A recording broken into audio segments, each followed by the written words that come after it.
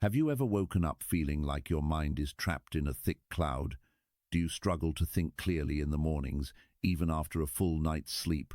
What if the solution to mental clarity wasn't found in expensive supplements or complicated routines, but in simple foods you can eat every morning? Today, we're going to explore an ancient approach that combines Zen Buddhist wisdom with practical nutritional knowledge to help you banish brain fog forever. Brain fog isn't just an inconvenience, it's a signal from your body that something needs attention. That fuzzy thinking, those moments when you can't quite find the right words, the struggle to focus on simple tasks, these are all signs that your brain needs better nourishment. The good news is that Zen Buddhist monks discovered thousands of years ago what modern science is only now confirming.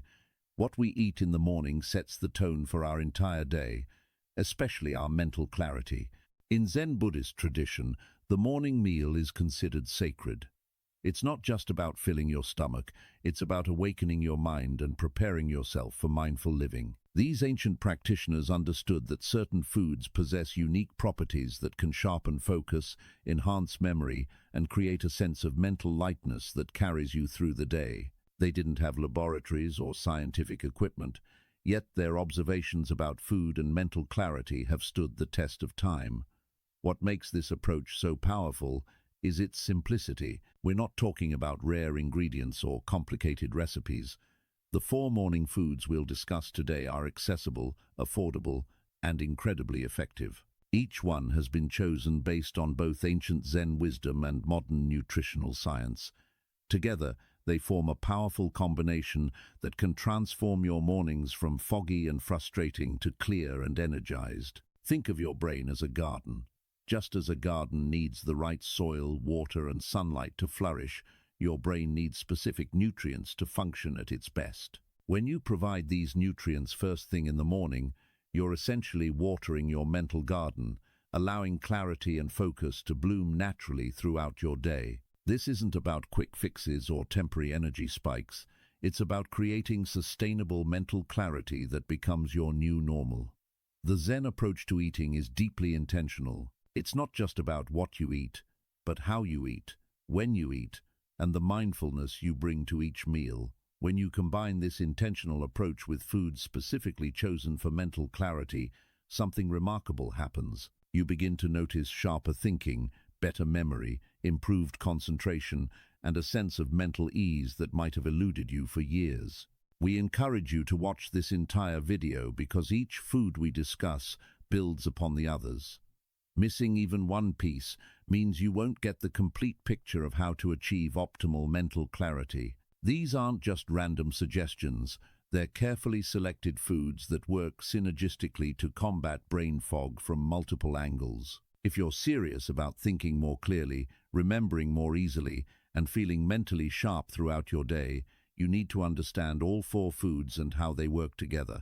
Before we dive into these transformative foods, we'd love your support. Click the like button if you're ready to say goodbye to brain fog, and subscribe to our Wisdom Diaries channel to join thousands of others who are applying ancient wisdom to modern challenges. Your subscription helps us continue creating content that bridges timeless knowledge with practical, everyday solutions. Plus, you'll be notified whenever we share new insights that can improve your mental and physical well-being. Are you ready to discover the 4 morning foods that will revolutionize your mental clarity? Let's begin this journey together. And by the end of this video, you'll have a clear, actionable plan to start every morning with a sharp, focused, and energized mind. The foundations, the philosophy of mindful consumption oryoki, the practice of just enough. Before we dive into the specific foods that will clear your brain fog, we need to understand something fundamental about the Zen Buddhist approach to eating. It's not just about what you put in your mouth, it's about how much, why, and with what intention. This brings us to a beautiful practice called oryoki, which translates to just enough, or that which contains just enough. Imagine walking into a Zen monastery at dawn. The monks gather in silence, each with a set of nested bowls wrapped in cloth. This isn't just breakfast. It's a ceremony of mindfulness. Every movement is deliberate, every portion is measured, and nothing is wasted. The Oryoki practice emerged centuries ago as a way to cultivate gratitude, awareness, and respect for food. But what these ancient monks discovered goes far beyond spiritual benefits. They stumbled upon a secret that directly impacts mental clarity. In traditional Zen monasteries, monks would receive exactly the amount of food their bodies needed. No more, no less. Each bowl had a specific purpose, one for grains, one for vegetables, one for soup. The portions were small, intentional, and always consumed completely. This wasn't about deprivation, it was about precision. The monks understood something we're only now rediscovering. Overconsumption, even of healthy foods, creates mental fog. Think about the last time you ate a huge breakfast. Maybe it was a weekend brunch with pancakes, eggs, bacon, hash browns, and toast. How did you feel an hour later? Chances are you felt sluggish, tired, maybe even mentally foggy. That's because when you overeat, your body redirects enormous amounts of blood and energy to your digestive system. Your brain, which requires about 20% of your body's total energy, suddenly finds itself running on reserve power. The result is that familiar mental cloudiness we're trying to eliminate. The Oryoki practice teaches us that mental clarity begins with physical clarity. When your digestive system isn't overwhelmed, when your body isn't struggling to process excessive amounts of food, your mind remains sharp and focused. This is why Zen monks, who often spent hours in meditation requiring intense concentration, ate small, precise portions. They needed their minds to be clear, and they discovered that just enough food was the key.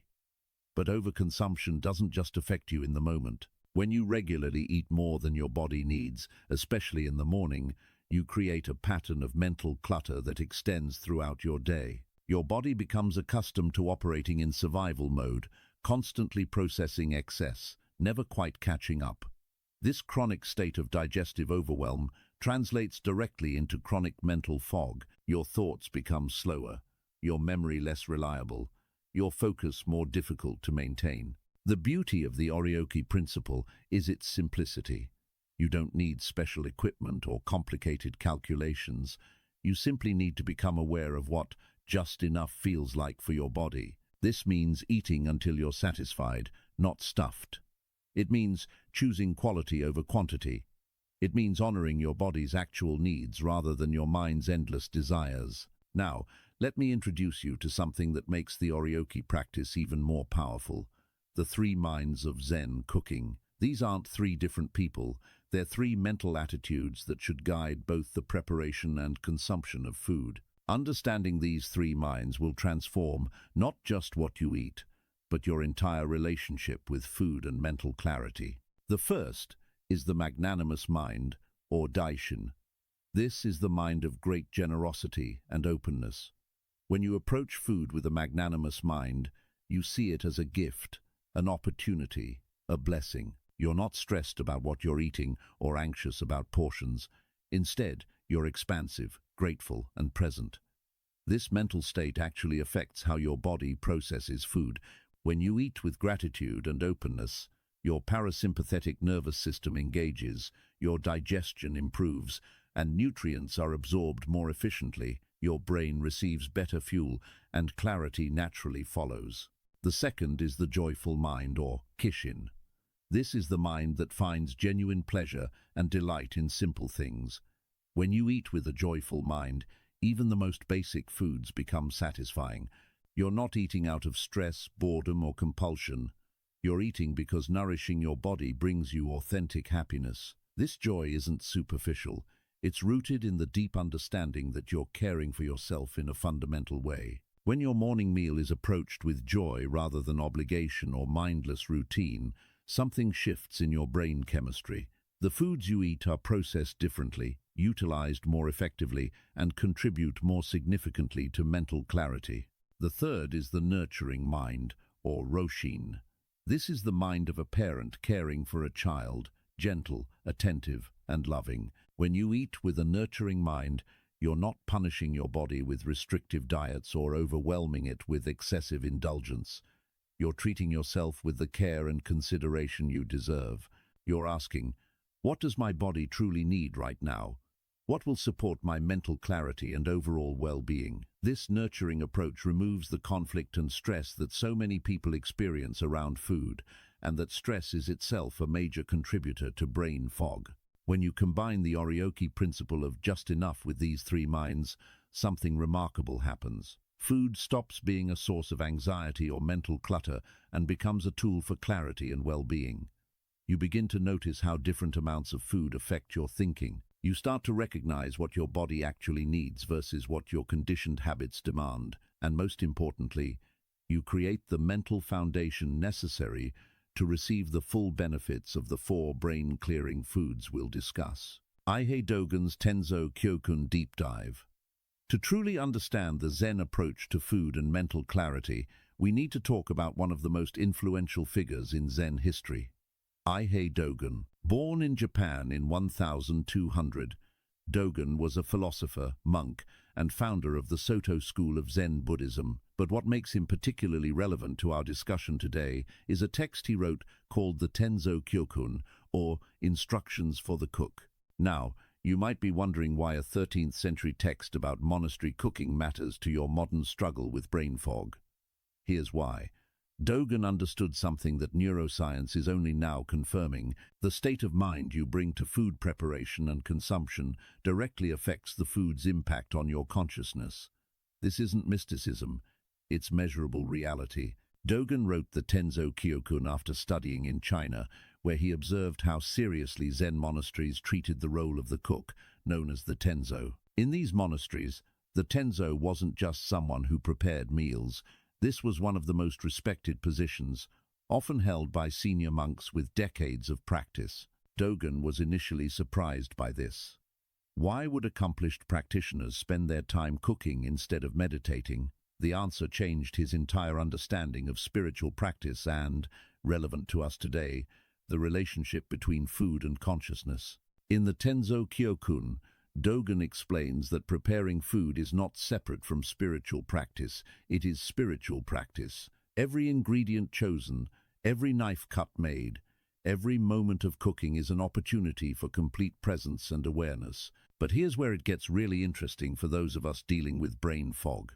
Dogen taught that the mental and emotional state of the person preparing food actually transfers into the food itself and subsequently affects those who consume it. Before you dismiss this as ancient superstition, consider what modern science tells us. When you cook in a state of stress, your body releases cortisol and other stress hormones. These hormones affect your movements, your decisions, even the subtle chemical processes that occur during cooking. The food prepared in this state carries different properties than food prepared in a state of calm presence. When you then consume this food, your body responds not just to the nutrients, but to the energetic signature of how it was prepared.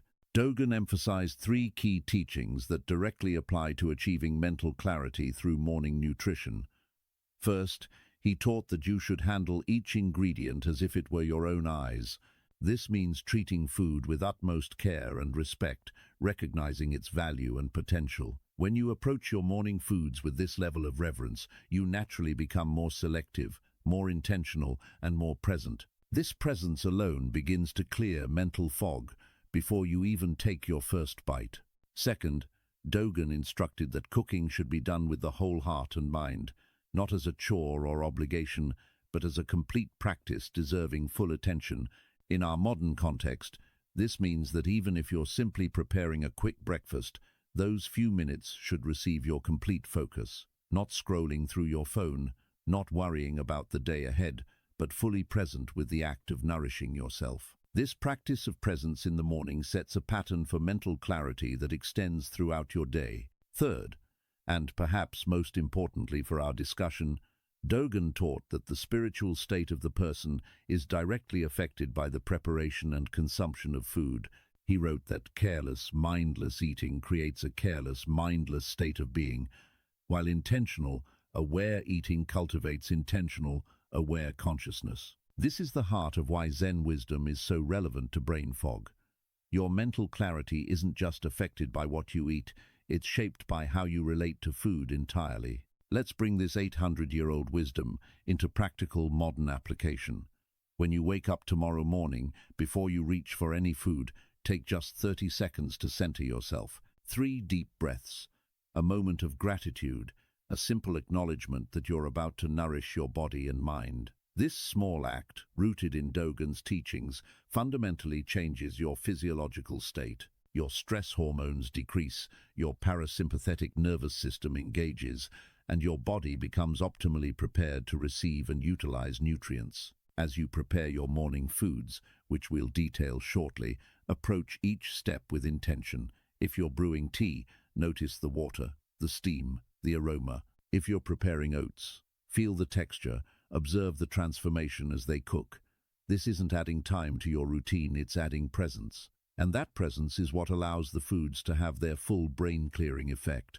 When you sit down to eat, even if you only have 5 minutes, make those 5 minutes sacred.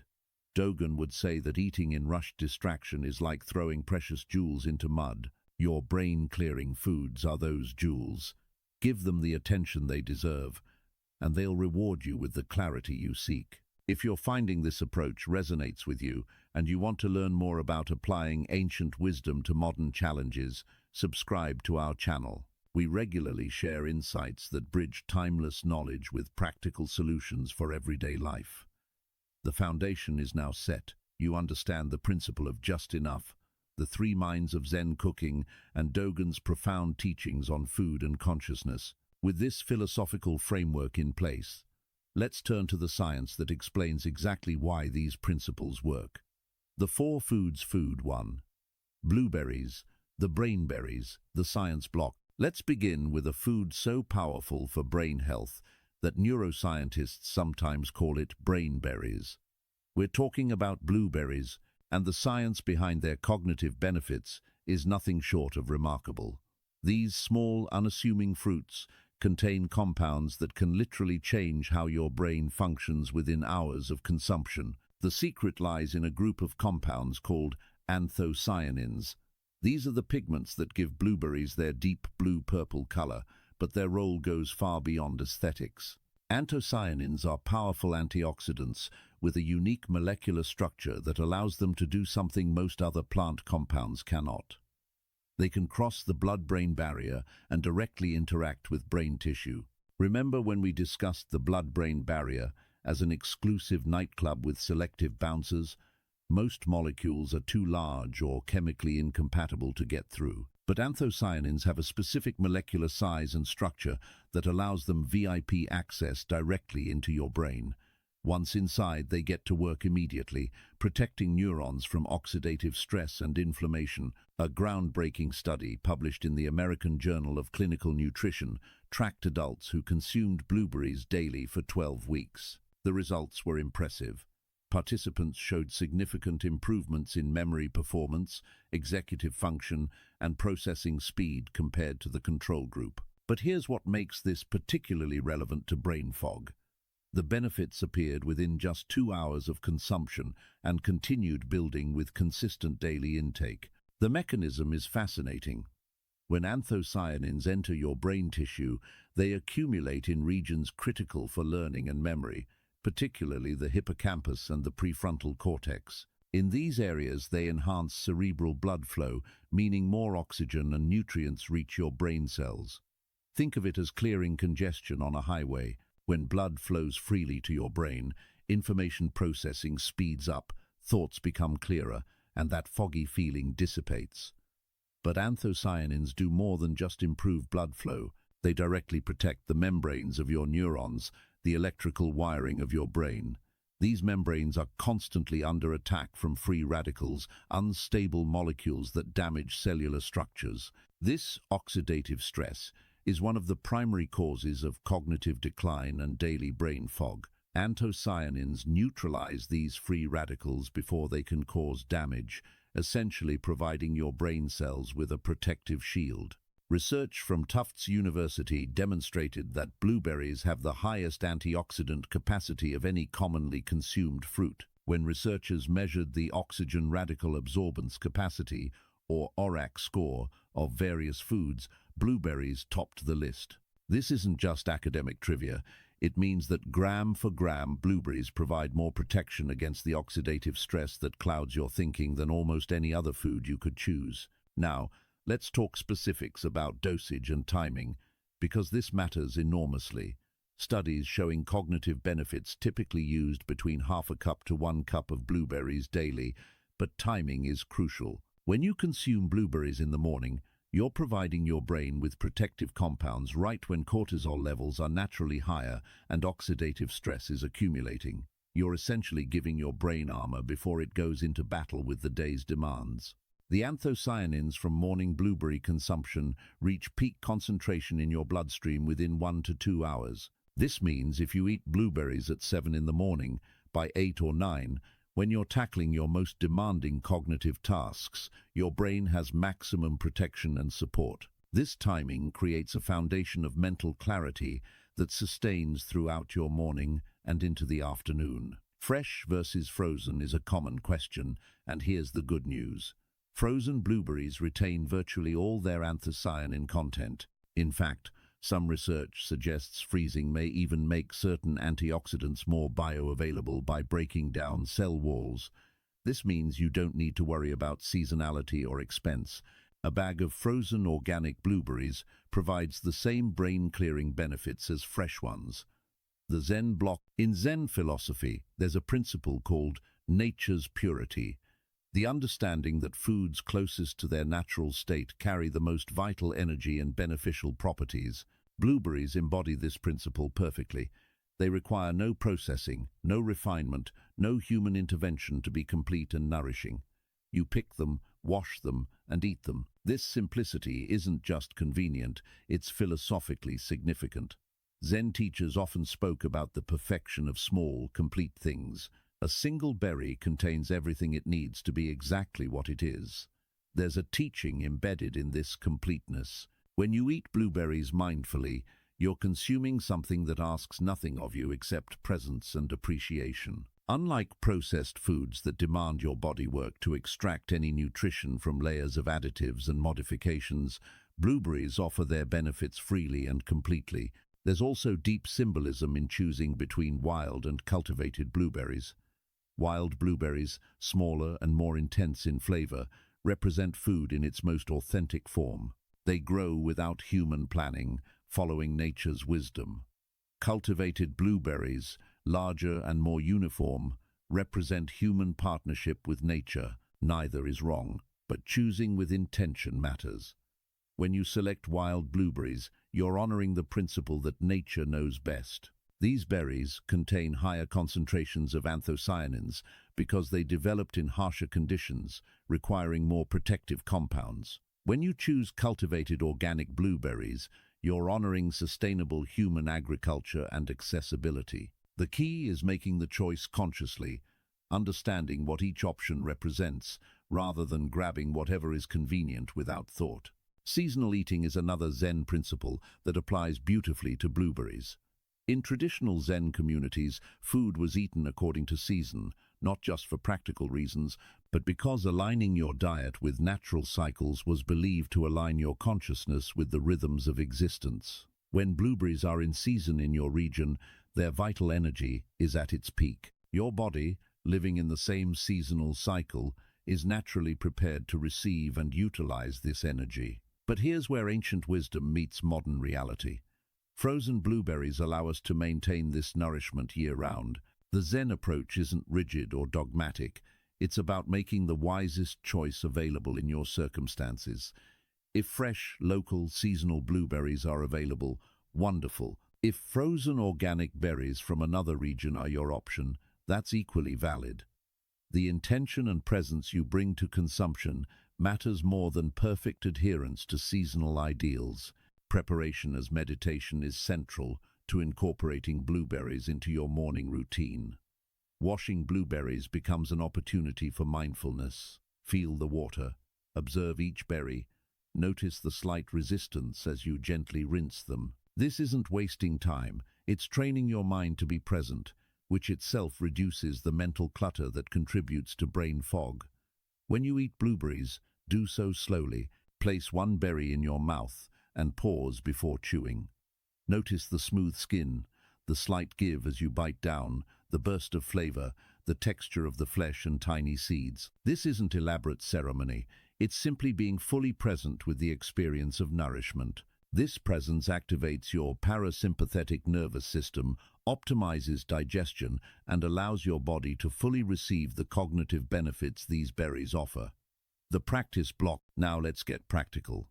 How do you actually incorporate blueberries into your morning routine in ways that maximize their brain-clearing benefits?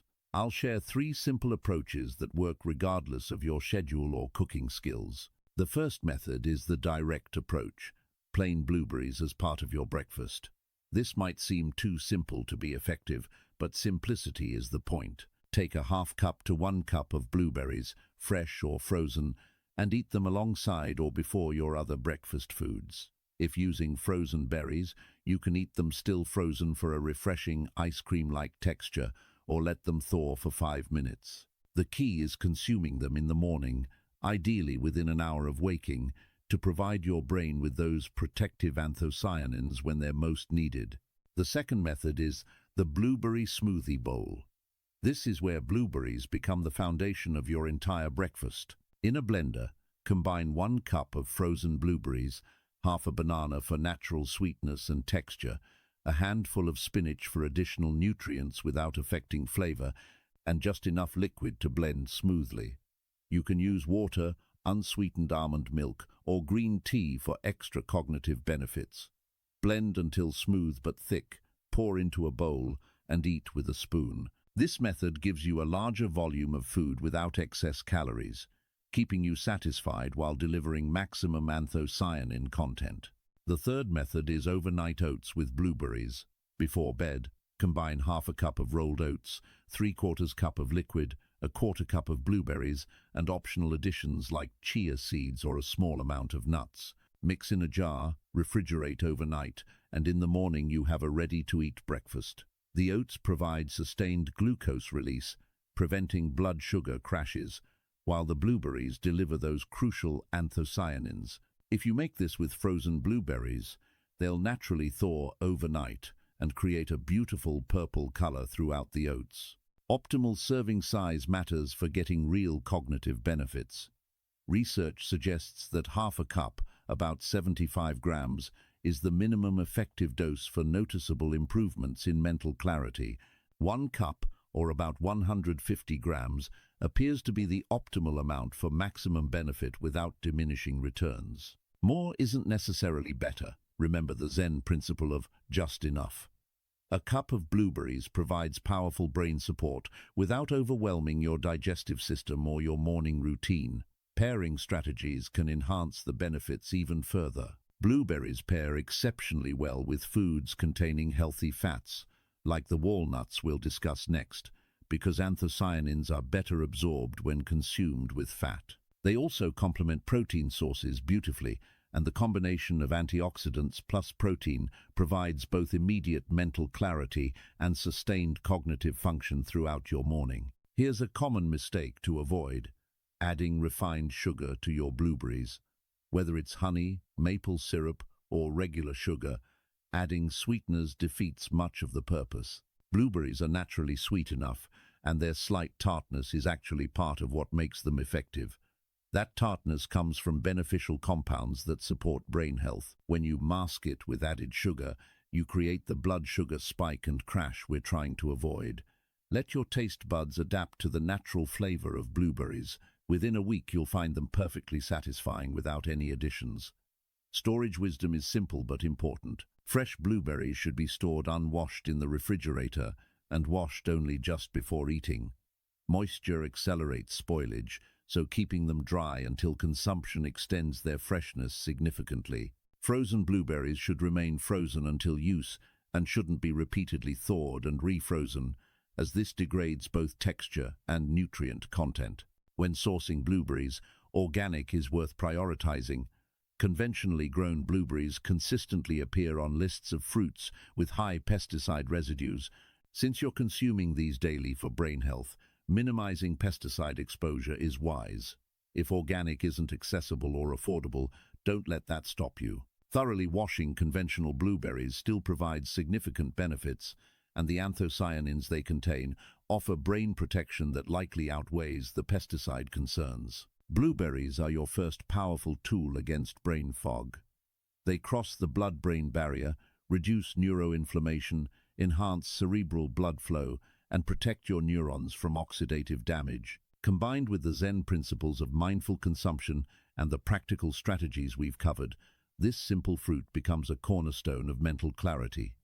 But blueberries are just the beginning. Food 2. Walnuts, the signature food, the science block. If you've ever looked closely at a walnut once it's shelled, you've probably noticed something remarkable. It looks like a brain.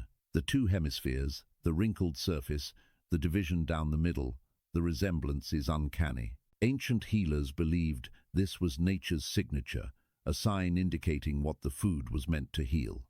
Modern science has proven them spectacularly correct. Walnuts are perhaps the single most powerful brain-supporting food you can eat, and the research backing this is extensive and compelling. The magic of walnuts lies primarily in their omega-3 fatty acid content, specifically a type called alpha-linolenic acid, or ALA.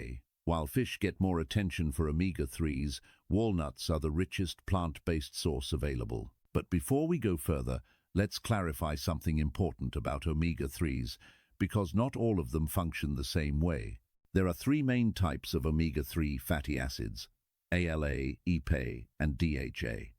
EPA and DHA are found primarily in fatty fish and are directly usable by your brain. ALA, found in walnuts and other plant sources, must be converted by your body into EPA and DHA. This conversion isn't perfectly efficient. Typically only 10 to 15% of ALA becomes DHA. However, this doesn't diminish walnuts' value. That converted DHA is incredibly potent, and walnuts contain such high concentrations of ALA that even with partial conversion, you're getting significant brain benefits. DHA is the most abundant omega-3 in your brain, making up about 40% of the polyunsaturated fatty acids in brain cell membranes. These membranes are where all the crucial action happens, where neurons communicate, where signals are sent and received, where your thoughts literally form. When DHA levels are optimal, these membranes remain fluid and flexible, allowing rapid, efficient communication between brain cells. This is what mental clarity feels like at the cellular level. Thoughts flowing smoothly, information processing quickly, memory formation happening effortlessly. Research from UCLA Health demonstrated this in measurable terms. In a study of over 2,000 adults, those who consumed walnuts regularly showed significantly better performance on cognitive tests, including memory, concentration, and information processing speed. The improvement wasn't minor. Participants eating walnuts scored approximately 20% higher on cognitive assessments than those who didn't. Think about what a 20% improvement in mental clarity would mean for your daily life, your work, your conversations, your ability to learn and remember. But the benefits go beyond membrane fluidity. Walnuts promote neuroplasticity, your brain's ability to form new neural connections and adapt to new information. This is crucial not just for learning, but for maintaining cognitive function as you age. Every time you learn something new, your brain physically changes, creating new connections between neurons. DHA from walnuts supports this process, making it easier for your brain to adapt, grow, and maintain peak performance. The anti-inflammatory properties of walnuts are equally important for fighting brain fog. Remember our discussion of neuroinflammation and how it disrupts neural communication. The omega-3s in walnuts are among the most powerful natural anti-inflammatory compounds available. They reduce the production of inflammatory cytokines throughout your body, including in your brain. This means clearer neural signaling, faster thought processes, and that lifting of the mental fog that makes everything feel difficult. Now, you might wonder why not just eat almonds, cashews, or other nuts. Here's where walnuts truly distinguish themselves. While all nuts provide health benefits, walnuts have a dramatically higher omega-3 content than any other nut. Almonds have essentially zero omega-3s. Cashews have trace amounts. Walnuts provide 2.5 grams of ALA per ounce, making them in a category of their own for brain support. They also contain unique polyphenols that aren't found in significant amounts in other nuts, compounds that specifically protect brain cells from age-related decline. A comparative analysis published in the Journal of Nutrition found that among all commonly consumed nuts, walnuts showed the highest correlation with improved cognitive function. This wasn't opinion, it was data from thousands of participants tracked over years. The researchers specifically noted that walnuts' combination of omega-3s, polyphenols, and vitamin E created a synergistic effect that other nuts, despite their benefits, couldn't match for brain health. The Zen block. The brain-shaped appearance of walnuts has captured attention across cultures for centuries. In traditional Chinese medicine and Ayurvedic practice, this wasn't dismissed as mere coincidence. There was a principle called the doctrine of signatures, the belief that nature marks foods with clues about their healing properties. A walnut looks like a brain because it heals the brain. Modern science might explain the mechanism differently, but the conclusion is identical. This concept appears in Zen thought as well, though expressed more subtly. There's a teaching, as above, so below, or form follows function. The external appearance of something reflects its internal nature and purpose. When you hold a shelled walnut and observe its brain-like structure, you're witnessing nature's wisdom made visible. This isn't mysticism, it's observation. The same forces that shaped the human brain over millions of years also shaped the walnut, and the structural similarity hints at a deeper nutritional compatibility. In traditional Zen breakfast, known as Shojin Ryori, walnuts have held a place of honor for centuries. Shojin Ryori is the art of Zen vegetarian cooking, developed in monasteries to nourish both body and spirit, without causing harm to living beings. Monks needed mental clarity for long hours of meditation and study, and they discovered through careful observation that walnuts provided sustained mental energy without the heaviness or agitation that other foods could cause. The preparation of walnuts in Shojin Ryori is mindful and intentional. Monks would often lightly toast walnuts to enhance their flavor and make them easier to digest, but never with added oils or salt. The natural richness of the walnut was considered complete and perfect as nature provided it. This restraint, this refusal to embellish or modify, is a teaching in itself. Trust in the inherent wisdom of natural foods. There's a concept in Zen aesthetics called visible harmony. The idea that when something looks right, it usually is right. The walnut's resemblance to the brain is visible harmony manifested. You don't need biochemistry textbooks or nutritional analyses, although those confirm the truth. You can simply observe the walnut and understand intuitively that it belongs in your diet if you value cognitive health. This intuitive knowing, combined with mindful consumption, creates a relationship with food that transcends mere nutrition. Chewing meditation is a traditional practice that pairs beautifully with eating walnuts. Because walnuts are dense and require thorough chewing to break down properly, they naturally slow your eating pace. This slowness is valuable. Take a small handful of walnuts, place one piece in your mouth, and chew it completely before taking another. Notice the texture evolving from firm to creamy. Observe the flavor developing and intensifying. Feel the mechanical act of your jaw working, your tongue moving, your throat eventually swallowing. This practice serves multiple purposes. Physically, it improves digestion and nutrient absorption. The more thoroughly you chew walnuts, the more surface area you create, allowing digestive enzymes to access the nutrients inside. Mentally, it trains presence and mindfulness, which themselves combat brain fog. And spiritually, it connects you with the simple act of nourishment in a way that modern rushed eating never allows. The practice block. Now let's discuss how to actually incorporate walnuts into your morning routine for maximum cognitive benefit. The first question many people ask is whether to eat walnuts raw or soaked, and this matters more than you might think. Raw walnuts contain phytic acid and enzyme inhibitors, natural compounds the nut uses to protect itself until growing conditions are right. In your digestive system, these compounds can interfere with mineral absorption and make the walnuts harder to digest. Some people experience bloating or digestive discomfort from raw walnuts for exactly this reason. Soaking walnuts overnight initiates the germination process, which deactivates many of these enzyme inhibitors and reduces phytic acid content. The process is simple. Place walnuts in a bowl, cover with water, add a pinch of salt if desired, and leave for 8 to 12 hours. In the morning, drain, rinse, and they're ready to eat. Many people find soaked walnuts have a softer texture and slightly sweeter taste. If you're someone who experiences digestive issues with nuts, soaking can make a significant difference. However, if you digest raw walnuts without problems, soaking isn't mandatory. The key is listening to your body. Try both methods and notice which leaves you feeling better. There's no universal answer, just what works optimally for your individual digestive system. Regarding portion size, research suggests that 1 ounce of walnuts daily, about a small handful or 7 to 9 walnut halves, provides optimal cognitive benefits. This is approximately 14 grams of fat, mostly healthy polyunsaturated and monounsaturated fats, and 2.5 grams of omega-3 ALA. This amount is substantial enough to make a measurable difference in brain function without being excessive. Can you eat more? Certainly, and many people do, but remember the Zen principle of just enough. More isn't always better. An ounce provides the benefits, and eating significantly more doesn't proportionally increase those benefits.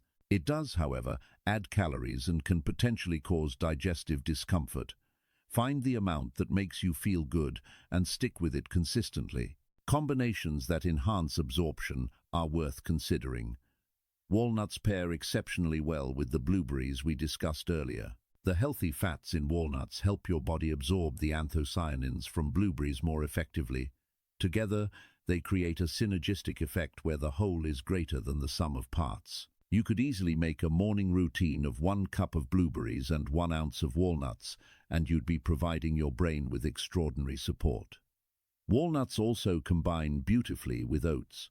If you make overnight oats, adding chopped walnuts provides healthy fats that slow the absorption of carbohydrates from the oats, preventing blood sugar spikes. You get sustained energy, stable blood sugar, and powerful brain-nourishing compounds all in one simple breakfast. Quality assessment is important when buying walnuts. Fresh walnuts should smell mildly sweet and nutty, never bitter or paint-like. That bitter smell indicates rancidity, as the delicate omega-3 fats have oxidized.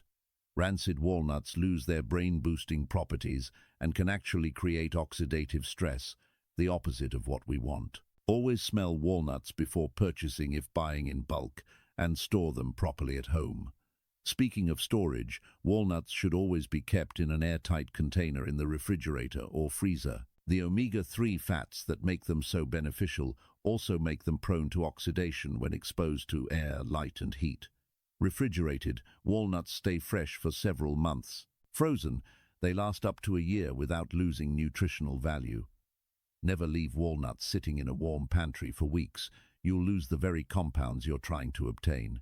For sourcing, organic walnuts are ideal but not essential. Walnuts grow in shells, which provide some natural protection from pesticides. If organic isn't available or affordable, conventional walnuts still provide excellent benefits. What matters more than organic certification is freshness and proper storage. Creative incorporation methods make walnuts easy to include, even if you're not someone who enjoys eating plain nuts. You can blend soaked walnuts into smoothies for a creamy texture and brain-boosting benefits without the need to chew. You can chop them finely and sprinkle over yogurt, oatmeal, or fruit. You can make a simple walnut butter by blending walnuts in a food processor until creamy, though this is rich and should be used sparingly. One approach I particularly recommend is the handful ritual. Each morning, perhaps while your tea is steeping or your breakfast is being prepared, eat your handful of walnuts slowly and mindfully. Make this a moment of pause, a small meditation, a conscious choice to nourish your brain before the day's demands begin. This ritual takes less than 5 minutes, but sets a tone of intentionality that carries through your entire morning. If you're finding value in learning about these brain-clearing foods and want to discover more ways to apply ancient wisdom to modern health challenges, make sure you're subscribed to this channel. We regularly share insights that can transform your well-being. Walnuts are your second powerful weapon against brain fog. They provide the building blocks your brain cells need for optimal function, reduce the inflammation that clouds your thinking, and support the neuroplasticity that keeps your mind sharp and adaptable. Combined with blueberries, you now have two foundational foods that work through different mechanisms to restore and maintain mental clarity. But we're not done yet. Two more foods await, each bringing its own unique contribution to your cognitive health. Food 3.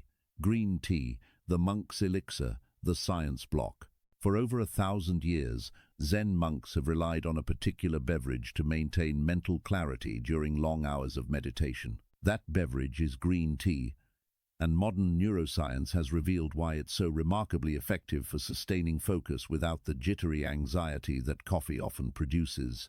Green tea contains a unique combination of compounds that work together to create what researchers call relaxed alertness, the ideal mental state for both productivity and peace of mind. The star compound in green tea is L-theanine, an amino acid found almost exclusively in tea plants. L-theanine has a fascinating molecular structure that allows it to cross the blood-brain barrier and directly influence brain activity. Once in your brain, it increases the production of calming neurotransmitters, particularly GABA, which reduces anxiety and promotes relaxation. Simultaneously, it boosts dopamine and serotonin, neurotransmitters associated with focus, mood, and motivation. What makes this particularly powerful is the effect L-theanine has on your brain waves. Studies using electroencephalography, or EEG, show that L-theanine consumption increases alpha wave activity in the brain. Alpha waves are associated with wakeful relaxation,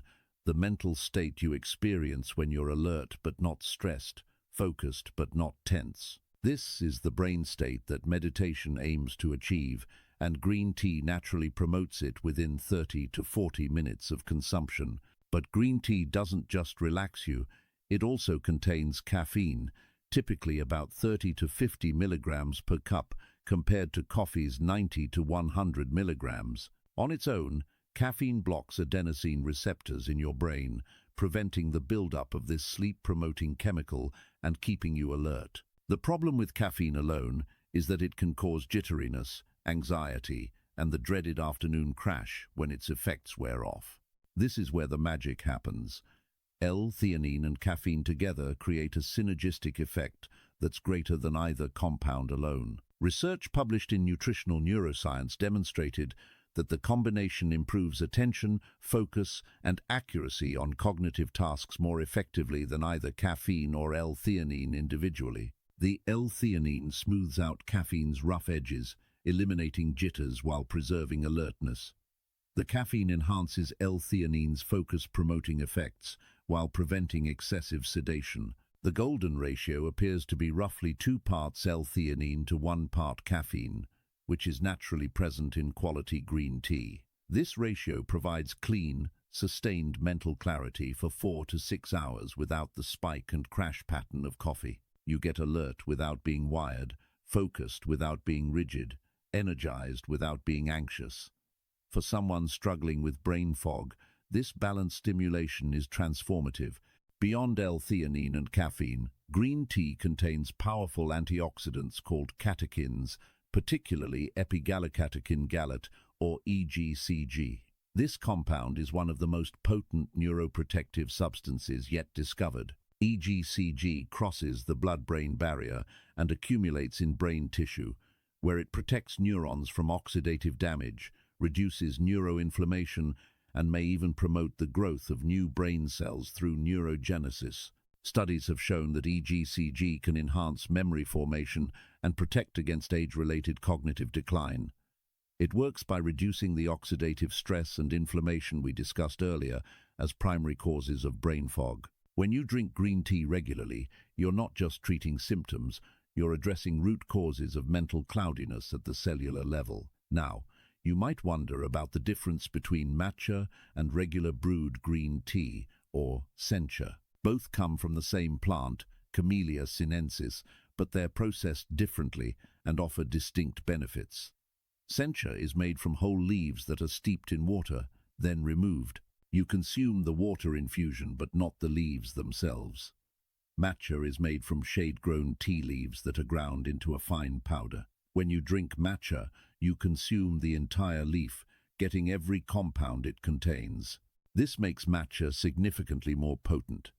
A cup of matcha contains roughly 3 times the EGCG and 5 times the L-theanine of regular brewed green tea. The caffeine content is also higher, about 70 milligrams per serving, though still less than coffee. The trade-off is intensity versus subtlety. Matcha delivers a more powerful cognitive boost, but can be overwhelming for some people, especially those sensitive to caffeine. Sencha provides gentler, sustained support that's easier to integrate into daily life. Both forms are vastly superior to coffee for mental clarity, and here's why. Coffee provides a rapid caffeine spike that jolts you awake, but often leads to jitters, anxiety, and a harsh crash several hours later. The crash occurs because caffeine blocks adenosine receptors, but adenosine continues building up behind the scenes. When caffeine wears off, all that accumulated adenosine hits your brain at once, causing sudden fatigue and renewed brain fog. Green tea's lower caffeine content combined with L-theanine creates a gentler, more sustained curve of alertness. You don't get the dramatic spike, but you also don't experience the crash. Your mental clarity builds gradually and sustains for hours, then fades gently without leaving you exhausted. For maintaining consistent focus throughout your morning and into the afternoon, green tea is simply the superior choice. The Zen block. The relationship between green tea and Zen Buddhism runs deeper than simple beverage preference. In Japanese culture, tea drinking evolved into chanoyu, the formal tea ceremony, which is fundamentally a meditation practice disguised as hospitality. Every movement in the ceremony, from the way you hold the bowl to the angle at which you bow, is performed with complete awareness and intention. The tea itself becomes secondary to the practice of presence. The tea ceremony teaches that enlightenment isn't found in extraordinary experiences, but in bringing complete attention to ordinary activities. When you prepare tea with full awareness, when you drink it with total presence, you're practicing the same mindfulness that dissolves brain fog. Mental clarity isn't just about brain chemistry, it's about training your attention to remain in the present moment, rather than scattering across past regrets and future anxieties. Historically, Zen monasteries in China and Japan used green tea as a tool for meditation. Monks would drink tea before long meditation sessions to maintain alertness without agitation. The practice spread throughout monastery culture until tea and Zen became inseparable. There's even a saying, tea and Zen are one taste, meaning the mindfulness cultivated through tea practice and the awareness developed through meditation are fundamentally the same. A Zen monk named Aisai, who lived in the 12th century, wrote a text called Kissa Yojoki, which translates to drinking tea for health. In this work, Aisai described tea as a divine medicine that extends life and sharpens the mind. He wasn't wrong, though he couldn't have known about L-theanine or EGCG. What he knew through direct experience was that tea supported the mental clarity necessary for deep spiritual practice. Aisai taught that the preparation of tea should be as mindful as its consumption. When you boil water, listen to the subtle changes in sound as temperature rises. When you pour water over tea leaves, observe the color seeping out, the leaves unfurling, the steam rising. This attention to process transforms a mundane task into a meditation, and that meditative quality prepares your mind to receive tea's cognitive benefits fully. The beauty of tea practice is its accessibility. You don't need elaborate equipment or hours of time. You can practice presence while making tea in the simplest way possible. The key is intention. Are you mindlessly gulping caffeine to wake up, or are you consciously choosing to prepare your mind and body for clarity? That difference in intention changes the entire experience and its effects on your consciousness. There's a concept in Zen called Ichigo Ichi, which means one time, one meeting, or treasure every encounter, for it will never recur. When applied to tea, this means treating each cup as unique and unrepeatable. The water temperature is slightly different. The leaves have steeped for a unique duration. Your state of mind is different from every other time you've made tea. By honoring this uniqueness, you cultivate presence, and presence itself is the antidote to the scattered, foggy thinking we're trying to overcome. The practice block. Let's make this practical. How do you actually incorporate green tea into your morning routine to maximize both its chemical benefits and its mindfulness potential? We'll start with the basics and build toward a simple personal practice you can maintain daily. First, let's talk about brewing temperature and time, because this dramatically affects both flavor and beneficial compound extraction. Green tea is delicate. Boiling water will scorch the leaves, creating bitter flavors and destroying some of the L-theanine and catechins you're trying to obtain. The ideal temperature for most green teas is between 160 and 180 degrees Fahrenheit, or about 70 to 80 degrees Celsius. If you don't have a thermometer, here's a simple method. Bring water to a full boil, then remove it from heat and let it sit for 2 to 3 minutes. This brings the temperature into the ideal range. Pour this water over your tea leaves or tea bag and steep for 2 to 3 minutes. Longer steeping extracts more caffeine and can create bitterness. Shorter steeping may not fully extract the beneficial compounds. 2 to 3 minutes is the sweet spot for most green teas. For matcha, the process is different. Matcha powder is whisked directly into hot water rather than steeped. The water temperature should be slightly cooler than boiling, around 175 degrees Fahrenheit. You'll use about 1 teaspoon of matcha powder per cup of water. The traditional method involves a bamboo whisk called a chasen, but a small regular whisk works fine. Whisk vigorously in a zigzag or circular motion until the matcha is fully dissolved and a light foam forms on top. Timing matters as much as preparation. For optimal brain fog reduction, drink green tea within the first hour or two of waking. This provides L-theanine and caffeine when your natural cortisol is already elevated from your cortisol awakening response, creating a powerful synergy for mental clarity. Your focus sharpens, your thoughts organize, and you enter the day with presence rather than fog. Some people prefer a second cup mid-morning, perhaps around 10 or 11. This reinforces the calm alertness and carries you through to lunch without the energy crash that often occurs late morning. Avoid drinking green tea late in the afternoon or evening unless it's a very low caffeine variety, as it can interfere with sleep quality, which itself contributes to brain fog. You can approach tea preparation ceremonially or casually, both are valid. A ceremonial approach means creating a small ritual around tea making. Perhaps you have a special cup you use only for morning tea. Maybe you light a candle or sit in a particular spot. You make the preparation slow and deliberate, treating it as meditation. This approach maximizes the mindfulness benefits and trains your brain to associate tea time with presence and clarity. A casual approach means simply making tea as efficiently as possible while still maintaining some awareness. You're not performing a ceremony, but you're also not mindlessly gulping caffeine while scrolling your phone. You might take 3 conscious breaths while the tea steeps, or simply notice the aroma and warmth of the cup in your hands. Even this minimal presence creates benefits beyond the chemical compounds alone. For those interested in matcha, learning basic whisking technique elevates the experience. Hold the whisk loosely in your hand, not gripping tightly. Move from your wrist and forearm, not just your hand. The motion should be quick and light, almost playful. You're not beating the matcha into submission, you're encouraging it to blend with water and create foam. This technique prevents clumping and ensures smooth, evenly distributed matcha. Building a personal tea practice doesn't require becoming a tea master or investing in expensive equipment. Start simple. Choose one good quality green tea that you enjoy, whether that's a basic sencha, a flavored green tea, or matcha if you're adventurous. Commit to preparing and drinking it mindfully each morning for 1 week. Notice how your mental clarity changes. pay attention to your focus, your mood, your energy levels throughout the morning. After a week, if green tea is serving you well, continue and perhaps explore other varieties.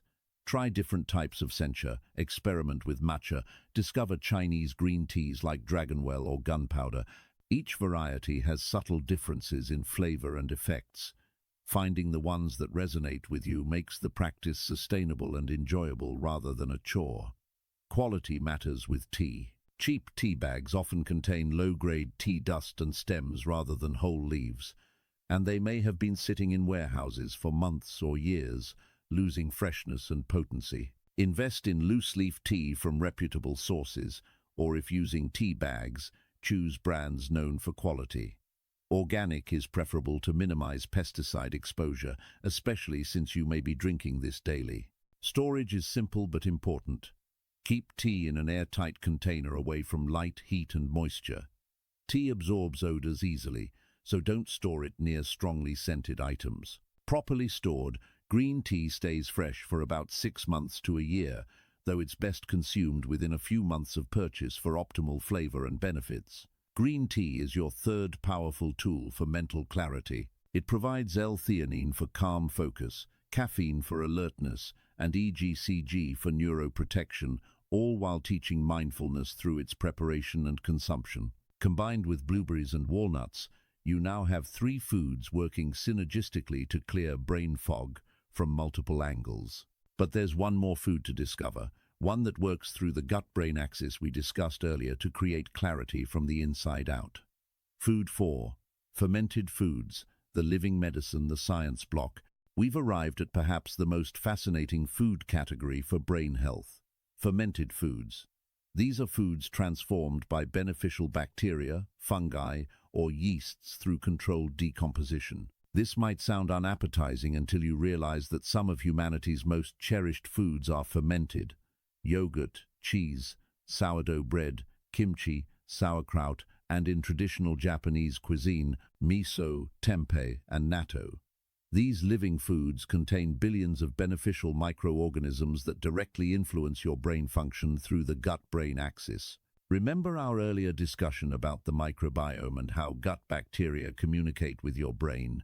Fermented foods are the most direct, powerful way to optimize that communication.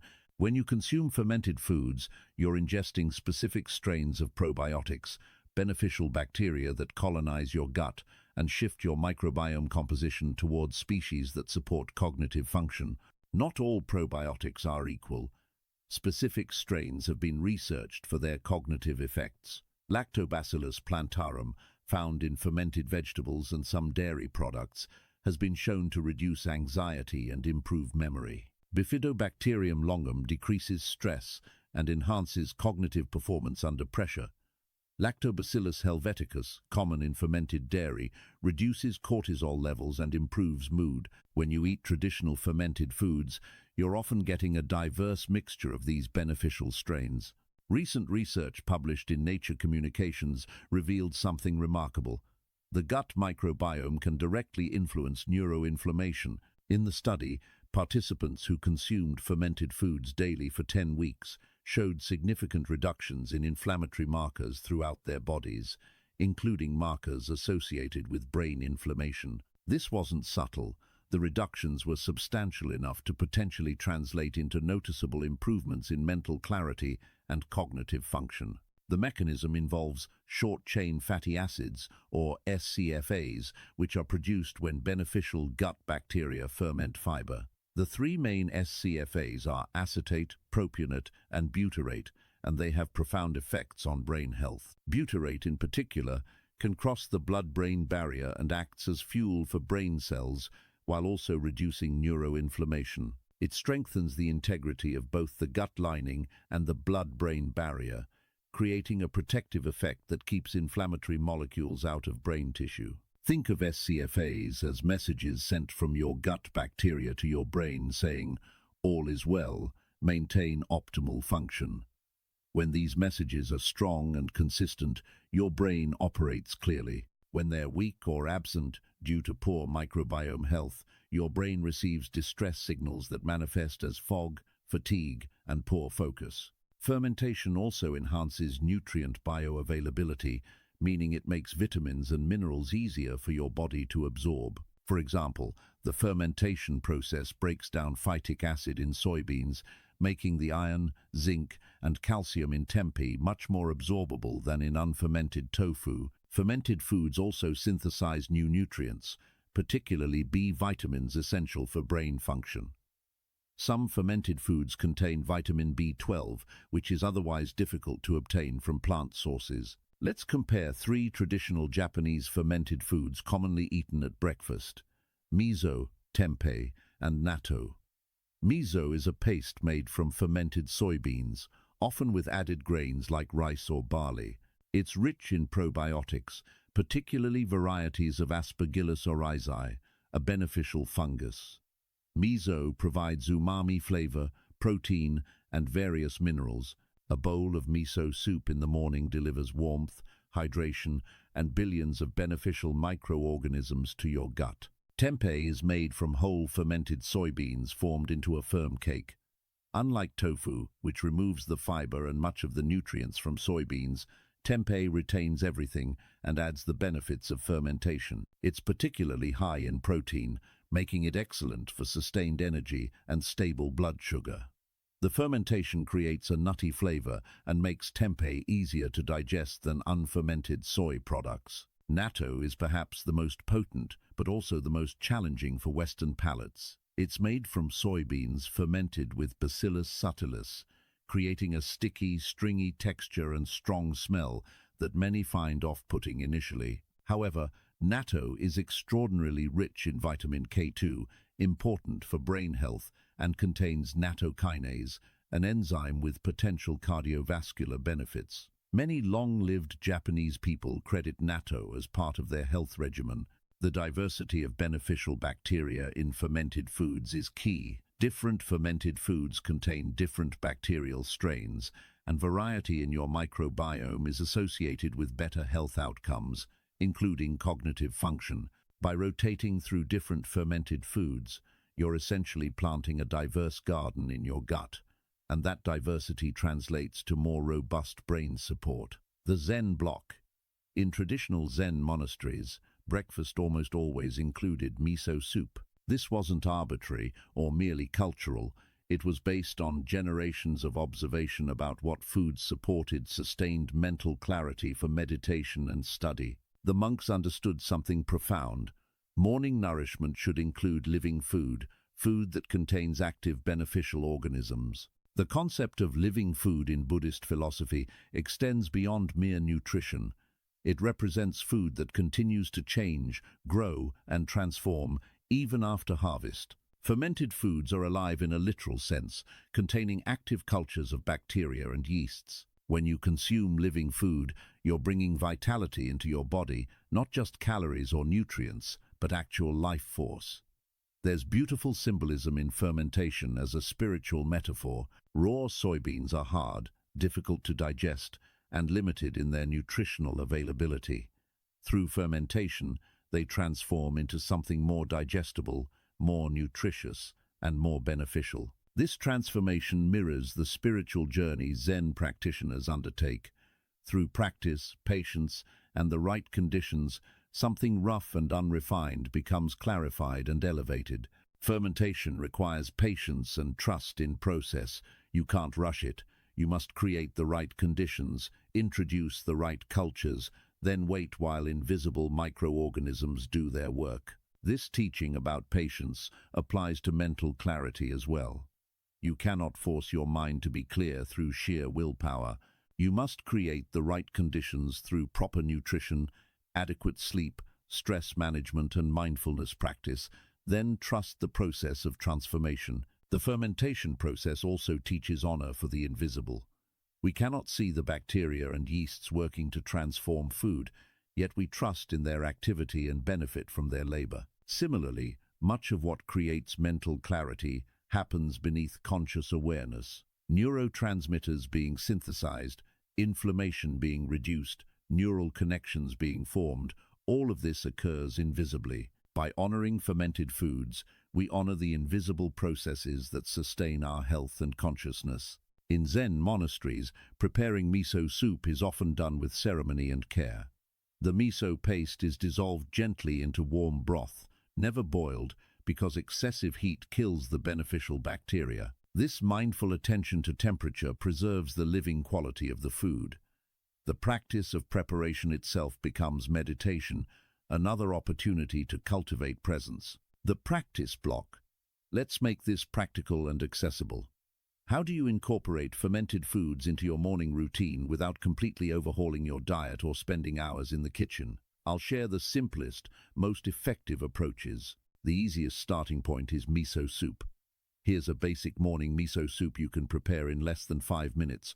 Heat about 1½ cups of water until it's steaming but not boiling. While it heats, place 1 tablespoon of miso paste in your serving bowl. When water is ready, pour a small amount into the bowl with the miso and stir until the paste dissolves completely. Then add the remaining hot water. That's your base. You can drink it as is, or you can add simple ingredients: a handful of chopped green onions, some cubed soft tofu, a few pieces of wakame seaweed. These additions provide extra nutrients and make the soup more substantial, but even plain miso soup delivers probiotic benefits. The key is never boiling the miso, as temperatures above about 140 degrees Fahrenheit will kill the beneficial bacteria you're trying to consume. For those interested in tempeh, preparation is straightforward. Slice tempeh into thin strips or small cubes. You can steam it for 5 minutes to make it more tender and reduce any bitter edge, though this isn't mandatory. Then you can add it to a breakfast scramble, crumble it over oatmeal for a savory breakfast option, or simply eat it alongside other foods. A portion size of about 3 ounces provides substantial protein and probiotic benefits without being excessive. Regarding frequency and portion sizes, you don't need large amounts of fermented foods to see benefits. 1 to 2 tablespoons of miso in soup, 3 ounces of tempeh, or a small serving of other fermented foods daily is sufficient. Some people benefit from consuming fermented foods twice daily, perhaps miso soup in the morning and fermented vegetables with dinner. Listen to your body and find what feels optimal for you. Choosing quality fermented foods requires awareness of commercial pitfalls. Many products labeled as fermented have been pasteurized, a heating process that kills all bacteria, beneficial and harmful alike. Pasteurized miso or sauerkraut may still taste good, but it no longer provides probiotic benefits. Look for products labeled unpasteurized, raw, or contains live cultures. These will typically be found in the refrigerated section, as living cultures require cold storage. Also watch for additives. Some commercial miso contains added sugars, artificial flavors, or preservatives. Read ingredient labels carefully. Traditional miso should contain only soybeans, salt, and sometimes a grain like rice or barley, plus the koji culture used for fermentation. Nothing else is necessary. Similarly, fermented vegetables should list only the vegetables, salt, and perhaps spices. If you see vinegar listed, that product isn't traditionally fermented, but rather pickled in vinegar, which doesn't provide the same probiotic benefits. If you're new to fermented foods, start slowly. Your gut microbiome needs time to adjust to the influx of new bacterial strains. Begin with small portions, perhaps just a teaspoon of miso or a few bites of tempeh, and gradually increase over a week or 2. Some people experience temporary digestive changes as their microbiome shifts. This is normal and typically resolves within a few days. Fermented foods are your 4th and final tool for conquering brain fog. They work through the gut-brain axis, reducing neuroinflammation, strengthening the blood-brain barrier, producing neurotransmitters, and sending positive signals directly to your brain via the vagus nerve. Combined with blueberries, walnuts, and green tea, you now have a complete morning nutrition strategy that addresses brain fog from every angle science has identified. These 4 foods work synergistically. The antioxidants in blueberries and green tea reduce oxidative stress. The omega-3s in walnuts build healthy brain cell membranes. The L-theanine in green tea provides calm focus. The probiotics in fermented foods optimize the gut-brain axis. Together, They create an environment where mental clarity isn't forced, but naturally emerges as your brain receives everything it needs to function optimally. The implementation, the Zen eating practices. Having the right foods is only half the equation. How you eat these foods matters just as much as what you're eating. Zen Buddhism has preserved eating practices for centuries that modern neuroscience now confirms enhance digestion, nutrient absorption, and mental clarity. Let's explore 3 fundamental practices that will amplify the benefits of your morning brain-clearing foods. Noble silence. Eating without distraction. In Zen monasteries, meals are often eaten in complete silence. This practice, called noble silence, isn't about rules or discipline. It's about creating the optimal conditions for your body and mind to engage fully with the act of nourishment. When you eat in silence, without the distraction of television, phones, conversation, or even reading, something profound shifts in your neurological state. Let's look at the neuroscience behind this. Your attention is a limited resource. When you're eating while scrolling through your phone, your brain is attempting to process multiple streams of information simultaneously. Visual input from the screen, emotional reactions to content, the physical sensations of eating, the flavors and textures of food, all of this competes for neural processing power. The result is that none of it receives full attention, and your body's natural satiety mechanisms get disrupted. Satiety signals, the messages your gut sends to your brain saying, "I'm satisfied, stop eating, take approximately 20 minutes to register consciously." These signals are subtle, a gentle fullness, a slight decrease in the appeal of food's taste, a sense of contentment. When you're distracted during eating, these quiet signals get drowned out by louder stimuli. You miss the moment when your body has had enough, and you continue eating past satiety, creating the digestive burden and mental fog we're trying to avoid. Eating in silence allows you to notice these signals clearly.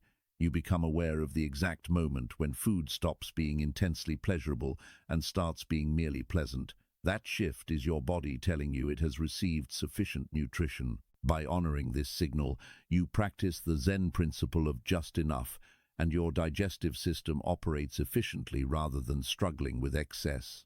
Sensory overload during meals creates a form of cognitive stress that few people recognize. When your senses are bombarded with conflicting inputs, your nervous system stays in a slightly activated state, the sympathetic fight-or-flight response. This activation inhibits optimal digestion, which requires the parasympathetic rest and digest state. Eating in silence naturally activates your parasympathetic nervous system, allowing your body to fully engage with digestion and nutrient absorption. Creating a silent breakfast ritual doesn't mean you need to eat alone in complete isolation every day, though that can be valuable occasionally. It means designating your breakfast time as device-free, conversation minimal, and focused on the experience of eating. If you live with family or roommates, you might explain that your morning meal is a personal practice and request understanding. Most people, once they understand the purpose, respect this boundary. Here's a simple way to begin. Tomorrow morning, when you sit down with your brain-clearing breakfast, put your phone in another room. Turn off any screens. If music helps you feel peaceful, quiet instrumental music is acceptable, but avoid anything with lyrics that will capture your attention. Sit comfortably, take 3 slow breaths, and then begin eating with your full attention on the food, the flavors, the textures, the experience of nourishment. You'll likely find this uncomfortable at first. Your mind will generate thoughts, urges to check your phone, feelings of restlessness. This is normal. These reactions reveal how conditioned we've become to constant stimulation.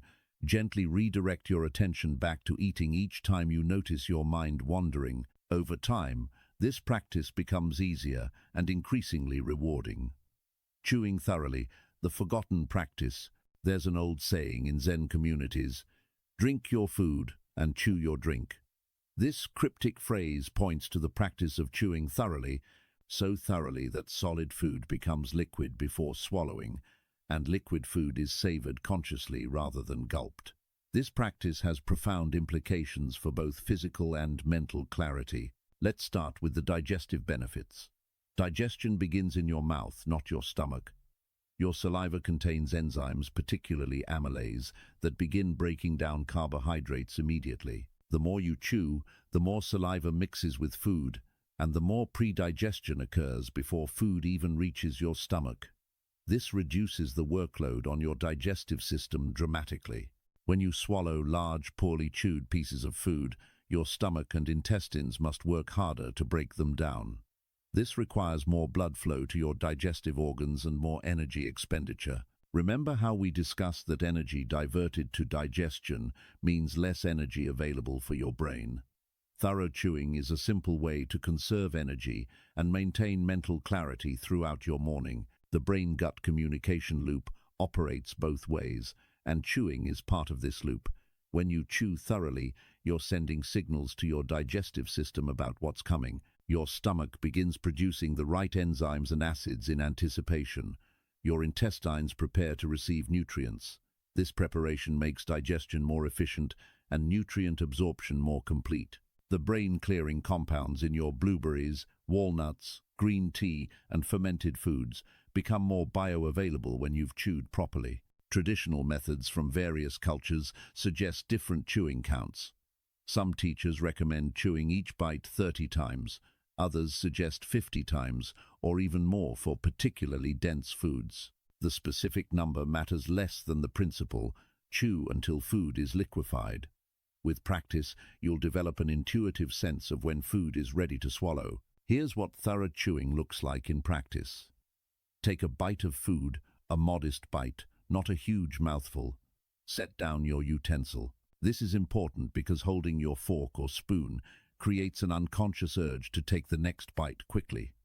Begin chewing slowly, deliberately, using your back molars to grind food thoroughly. Notice the texture changing, the flavors evolving, the mixture of food and saliva becoming smooth.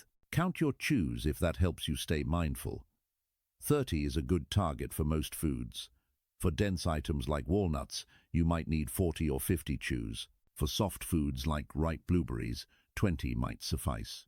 The point isn't rigid adherence to numbers, but developing awareness of the chewing process itself. Chewing becomes a powerful mindfulness anchor, something that keeps you present during your meal. Each time your attention drifts to thoughts about your day, worries or plans, the physical sensation of chewing brings you back to the present moment. This continuous return to presence is meditation in action, and it trains your mind to maintain focus throughout your day. The mechanical breakdown achieved through thorough chewing also matters for nutrient absorption. The more surface area exposed in your food, the more digestive enzymes can access nutrients. Whole walnuts that are barely chewed pass through your system with much of their beneficial oils locked inside intact pieces. Thoroughly chewed walnuts release their omega-3s completely, making them available for absorption. The difference in nutritional benefit is substantial. Gratitude gathers, meal verses for clarity. In Zen monasteries, meals are often preceded by gathas, short verses recited to cultivate gratitude and mindfulness. These aren't prayers in a religious sense, they're intentional statements that shift your mental and emotional state before eating. Modern research on gratitude confirms what Zen practitioners have known for centuries. Expressing thanks before meals changes your physiology in ways that enhance digestion and reduce stress. Traditional Buddhist meal chants vary across different traditions, but they often acknowledge the effort behind the food, the interconnection of all beings, and the intention to use the nourishment wisely. One common gatha translates roughly as, "Innumerable labors brought this food to me. I reflect on how it arrived. I consider whether my actions deserve this offering. I regard this food as medicine to sustain my practice." These lines aren't meant to induce guilt, but to cultivate awareness. Your morning blueberries required farmers to plant, tend, and harvest, workers to sort, package, and transport, stores to stock and sell. Your attention to this web of effort creates a sense of connection and appreciation that activates your parasympathetic nervous system, the same system that optimizes digestion. The neuroscience is clear on this point. Gratitude practices reduce cortisol, your primary stress hormone. When you take even 30 seconds before eating to feel genuine appreciation for your food, you're creating a physiological shift away from stress and toward calm. This shift allows your digestive system to function optimally, which means better nutrient extraction, which translates to more fuel for mental clarity. You don't need to adopt traditional Buddhist chants if they don't resonate with you. Creating personal meal affirmations works just as well. These should be simple, genuine statements that reflect your own understanding and values. For example, I'm grateful for this nourishment. May it support my health and clarity. May I use my energy to contribute positively to the world. The words matter less than the sincerity and the pause. You're creating a transitional moment between the rushing of your morning routine and the intentional act of eating. This transition signals to your nervous system that it's time to shift gears, to slow down, to engage fully with nourishment. The psychology of acknowledgement plays a role here too. When you acknowledge the value of your food, you naturally treat it with more respect. You're less likely to eat mindlessly or hurriedly. You're more likely to taste each bite, chew thoroughly, and notice satiety signals. This cascade of effects, all triggered by a moment of gratitude, compounds throughout your meal and into your morning.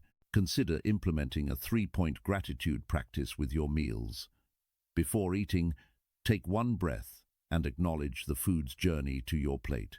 During eating, pause midway through your meal to notice how you feel, what flavors you're experiencing, what you're grateful for in that moment. After eating, take another breath and express thanks to your body for the work of digestion it's about to perform. These 3 brief moments create brackets of awareness around your meal. If you're someone who finds this kind of practice difficult or uncomfortable, start incredibly small. Just pause for 3 seconds before your first bite. In those 3 seconds, look at your food and think, "Thank you." That's all. Don't elaborate. Don't force feelings you don't have. Just offer a simple acknowledgement. Over time, this tiny practice can deepen naturally if you let it. These 3 Zen eating practices, noble silence, thorough chewing, and meal gratitude, transform eating from a mechanical refueling into a mindfulness practice that directly supports mental clarity. They require no additional time or resources. They're accessible to anyone, regardless of circumstances, and they amplify the benefits of the 4 brain-clearing foods you're now incorporating into your mornings. The 21-day clarity protocol knowledge without implementation is like having a map but never taking the journey. You now understand why brain fog occurs, which foods clear it, and how to eat those foods mindfully. Now we need a structured approach to implementation. The 21-day clarity protocol is designed to make this transition smooth, sustainable, and successful. Week 1, Foundation, days 1-7. The first week is about foundation, not perfection. You're introducing your body to new foods and new practices gradually, giving your digestive system and your routine time to adjust. Trying to change everything at once often leads to overwhelm and abandonment of the entire effort. Slow, deliberate implementation creates lasting habits. Start with a single food introduction strategy. On day 1, choose one of the 4 foods to add to your morning routine. I recommend starting with blueberries for most people. They're familiar, widely available, and easy to incorporate. Eat half a cup to 1 cup of blueberries with or as part of your normal breakfast. Don't change anything else yet. Just add the blueberries and observe. On day 3, add walnuts. Eat a small handful, about 1 ounce of walnuts each morning. You can eat them with your blueberries, add them to oatmeal, or eat them separately. Continue this for days 3 through 7, getting comfortable with these 2 foods as part of your morning. On day 5, introduce green tea.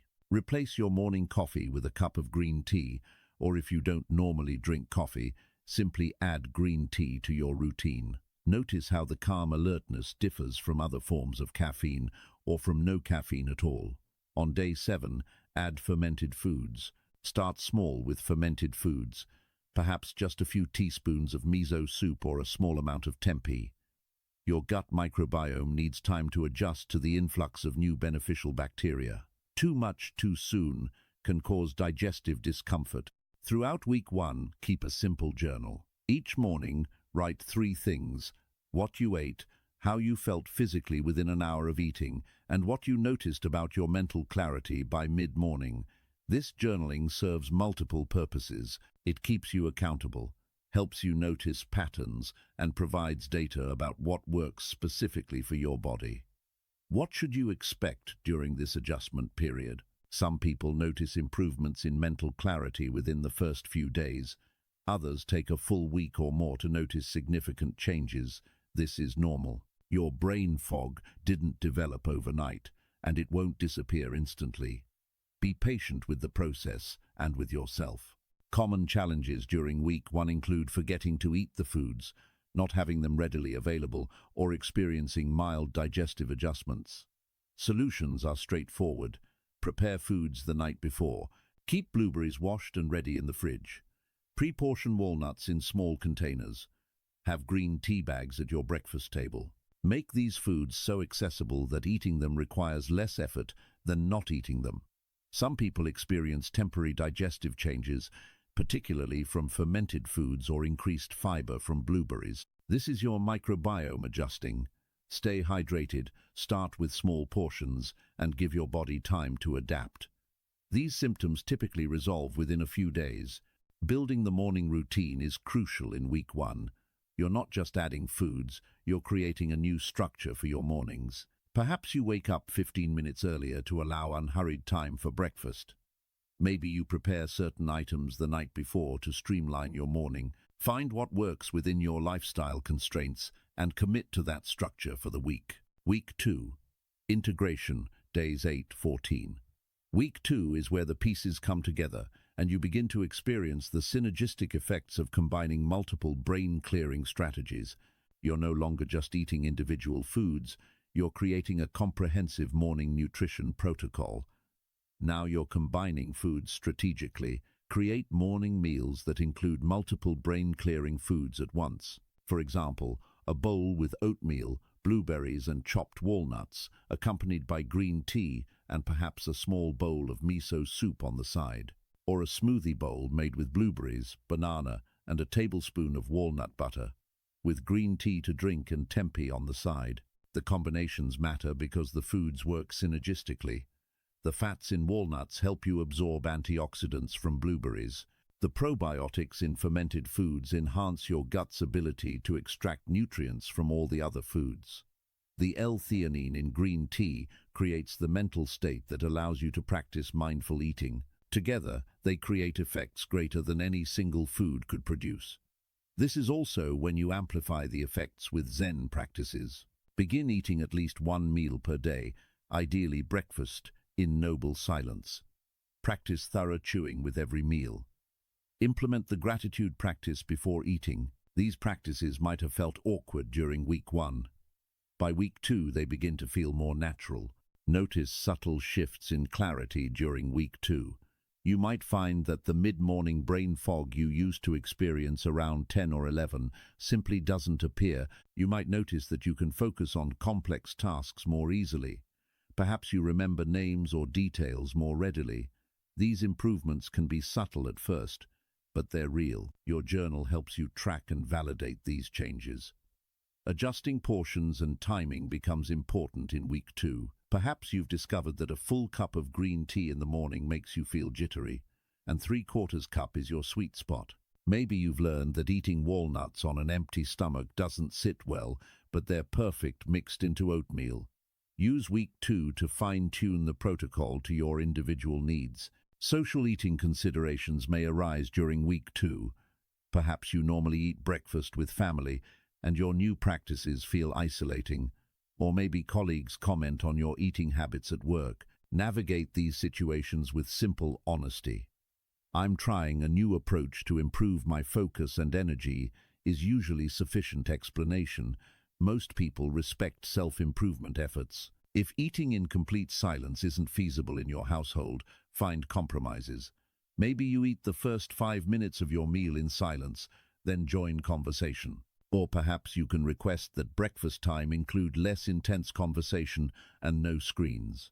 Work within your circumstances rather than abandoning practices entirely because they can't be implemented perfectly. Week 3. Mastery. days 15-21. Week 3 is about solidifying your new habits and preparing for long-term sustainability. By now, the foods and practices should feel relatively natural, part of your routine rather than conscious effort. This week is about refinement and planning for your future. Full protocol implementation means you're consistently eating all 4 brain-clearing foods most mornings, practicing mindful eating, and maintaining awareness throughout your morning meal. You're no longer thinking much about the process, it's becoming automatic. This automaticity is the goal, habits that support clarity without requiring constant willpower or decision-making. Consider incorporating advanced mindfulness techniques during week 3. These might include eating with your non-dominant hand occasionally, which forces greater attention to the mechanics of eating, or practicing a body scan during breakfast, noticing sensations throughout your body as you nourish yourself. These advanced practices deepen your mindfulness and create even stronger neural patterns of presence. Measure your transformation in week 3. Look back at your journal entries from days 1-7 and compare them to days 15-21. What has changed about your mental clarity, your energy levels, your mood, your ability to focus? Document these changes specifically. This evidence of transformation becomes motivation for maintaining your practices long-term. You might also measure through external markers. Has your work performance improved? Are you learning new information more easily? Are you less irritable or more patient? These broader life improvements often stem from the foundational change of improved mental clarity. Creating sustainable habits is the primary goal of week 3. You're no longer following a protocol, you're living a lifestyle. This means identifying potential obstacles to long-term maintenance and planning solutions now. What will you do when you travel? How will you maintain practices during busy periods? What's your backup plan when your preferred foods aren't available? Build flexibility into your approach. Perfection isn't the goal, consistency is. If you miss a day or revert to old patterns occasionally, that's normal. Simply return to your practices the next day without self-judgment. Sustainability comes from viewing this as a long-term journey, not a temporary intervention. Planning for long-term success means considering how these practices evolve over time. Perhaps after 21 days, you decide to expand beyond morning meals and apply these principles to lunch or dinner. Maybe you explore other brain-supporting foods beyond these 4, or possibly you deepen the mindfulness practices, extending them beyond mealtime into other daily activities. By day 21, you should notice a significant sustained improvement in mental clarity. That morning fog that used to cloud your thinking has lifted. You feel sharper, more focused, more present. This isn't a placebo effect. It's the result of providing your brain with optimal nutrition, supporting your gut-brain axis, reducing neuroinflammation, and training your mind through mindfulness practices. Share this video with anyone you know who struggles with brain fog, poor focus, or low mental energy. These practices can benefit virtually everyone, and spreading knowledge about natural approaches to cognitive enhancement helps create healthier, clearer thinking communities. The tools for mental clarity are simple, accessible, and powerful when implemented consistently. The deeper wisdom beyond food. The holistic clarity system. While the 4 morning foods we've explored form the nutritional foundation for mental clarity, Zen wisdom teaches us that true well-being emerges from holistic practice. Your brain doesn't exist in isolation. It's intimately connected to your sleep patterns, your movement, and even your breath. Let's explore how integrating these elements creates a complete system for sustained mental clarity. Sleep and the Zen approach.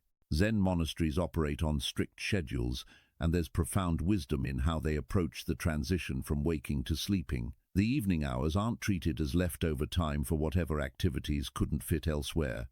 They're recognized as crucial preparation for the next day's clarity. How you spend your evening directly determines how clear your mind will be the following morning. Pre-sleep rituals in monastery life are simple but intentional. As the day winds down, activities become quieter and more contemplative. There's no sudden shift from intense activity to attempting sleep. Instead, there's a gradual transition. Bright lights are dimmed hours before bedtime. Stimulating conversation gives way to silence. The mind is allowed to settle naturally rather than being forced into stillness. You can apply these principles in modern life without living in a monastery. 2 hours before your intended sleep time, begin your wind-down ritual. This might mean dimming lights in your home, switching from screens to reading physical books, or engaging in gentle, quiet activities. The key is signaling to your nervous system that the active phase of the day is complete and rest is approaching. Evening habits affect morning clarity more than most people realize. Late-night eating, particularly foods high in sugar or heavy proteins, keeps your digestive system working through the night. This prevents the deep restorative sleep your brain needs to clear metabolic waste products that accumulate during waking hours. When you wake with brain fog, it's often because your brain literally didn't have the opportunity to clean itself during sleep. Alcohol consumption, even moderate amounts in the evening, disrupts sleep architecture. You might fall asleep quickly, but the quality of that sleep is compromised. Your brain doesn't cycle properly through the stages necessary for memory consolidation and cognitive restoration. The result is waking with that fuzzy, unclear feeling regardless of how many hours you spent in bed. Screen exposure before bed presents another obstacle. The blue light from phones, tablets, and computers suppresses melatonin production, your body's natural sleep signal. But beyond the light issue, the content itself often activates your mind. Reading news, scrolling social media, watching intense videos, all of this stimulates thoughts and emotions that persist into sleep, creating restless, unrefreshing rest. The Zen approach suggests creating boundaries. Perhaps your phone goes into another room an hour before bed. Maybe you establish a simple evening sequence, a warm shower, gentle stretching, quiet reading, then sleep. These rituals become anchors that train your nervous system to recognize when it's time to transition into rest. Circadian rhythm alignment is crucial for morning mental clarity. Your body operates on an internal clock that regulates countless processes, including hormone production, body temperature, and cognitive function. When you maintain consistent sleep and wake times, even on weekends, you strengthen this natural rhythm. Your body learns when to produce cortisol for alertness and when to produce melatonin for sleep. This consistency translates to waking naturally with greater clarity. Conversely, irregular sleep schedules create a form of chronic jet lag. Your internal clock never fully knows what time it is, and the result is persistent grogginess and brain fog. If morning clarity is truly important to you, sleep consistency matters as much as any food you eat. Movement as meditation. Zen monasteries integrate movement throughout the day, not as exercise in the Western sense, but as meditation in motion. These practices recognize that the mind and body aren't separate entities, but aspects of one unified system. When you move mindfully, you clear both physical stagnation and mental fog. Walking meditation, called kinhin in Zen practice, is perhaps the most accessible movement meditation. Unlike ordinary walking where you're trying to get somewhere, kinhin is about being fully present with each step. You walk slowly, feeling your foot lift, move through air, and contact the ground. Your breath coordinates with your steps. Your attention stays anchored in physical sensation rather than drifting into thought. A simple morning walking meditation practice takes just 10 minutes and can dramatically shift your mental state. Step outside if weather permits, or walk slowly around your home. Walk at about half your normal pace. With each step, notice the sensations in your feet, the shift of weight, the engagement of muscles. When thoughts arise, and they will, gently return attention to the physical experience of walking. This practice serves multiple purposes. Physically, it gets your blood flowing and your lymphatic system moving, both crucial for clearing metabolic waste from your brain. Mentally, it trains focused attention, the opposite of the scattered, foggy state you're trying to overcome. Emotionally, it often creates a sense of calm and groundedness that carries into the rest of your morning.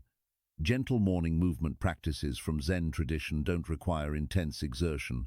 They're about awakening your body and coordinating breath with motion. Simple stretches performed with full attention serve this purpose beautifully. Reach your arms overhead slowly, feeling your spine extend. Fold forward gently, noticing the stretch in your hamstrings and lower back. These aren't preparation for your real practice, they are the practice. Tai Chi and Qigong, while not strictly Zen practices, share the same principle of mindful movement and have been shown in research to enhance cognitive function. Both involve slow, flowing movements coordinated with breath. Both emphasize presence and awareness. Even 5 minutes of Tai Chi or Qigong in the morning clears mental fog through improved circulation, reduced stress hormones, and trained attention. If you're new to these practices, start incredibly simple. Stand comfortably, feet shoulder-width apart. Raise your arms slowly overhead as you inhale, lower them as you exhale. Repeat 10 times with complete attention on the movement and breath. That's all. This basic practice begins to create the mind-body coordination that supports sustained mental clarity. Breath work for instant clarity. Perhaps no tool for mental clarity is more immediately accessible than your breath. You can't always control what you eat or when you sleep, but you always have access to your breathing. Zen practice has refined breathwork into precise techniques for shifting consciousness, and modern neuroscience confirms these techniques work through measurable physiological mechanisms.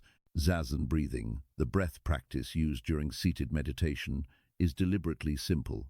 You breathe naturally through your nose, allowing your belly to expand on the inhale and contract on the exhale. Your attention rests on the breath, either at the nostrils where you feel air entering and leaving, or at the abdomen where you feel it rising and falling. When your mind wanders, you gently return attention to breath. What makes this powerful for clarity is the focus it trains. Brain fog is often scattered attention, your mind jumping from thought to worry to memory to plan without ever settling.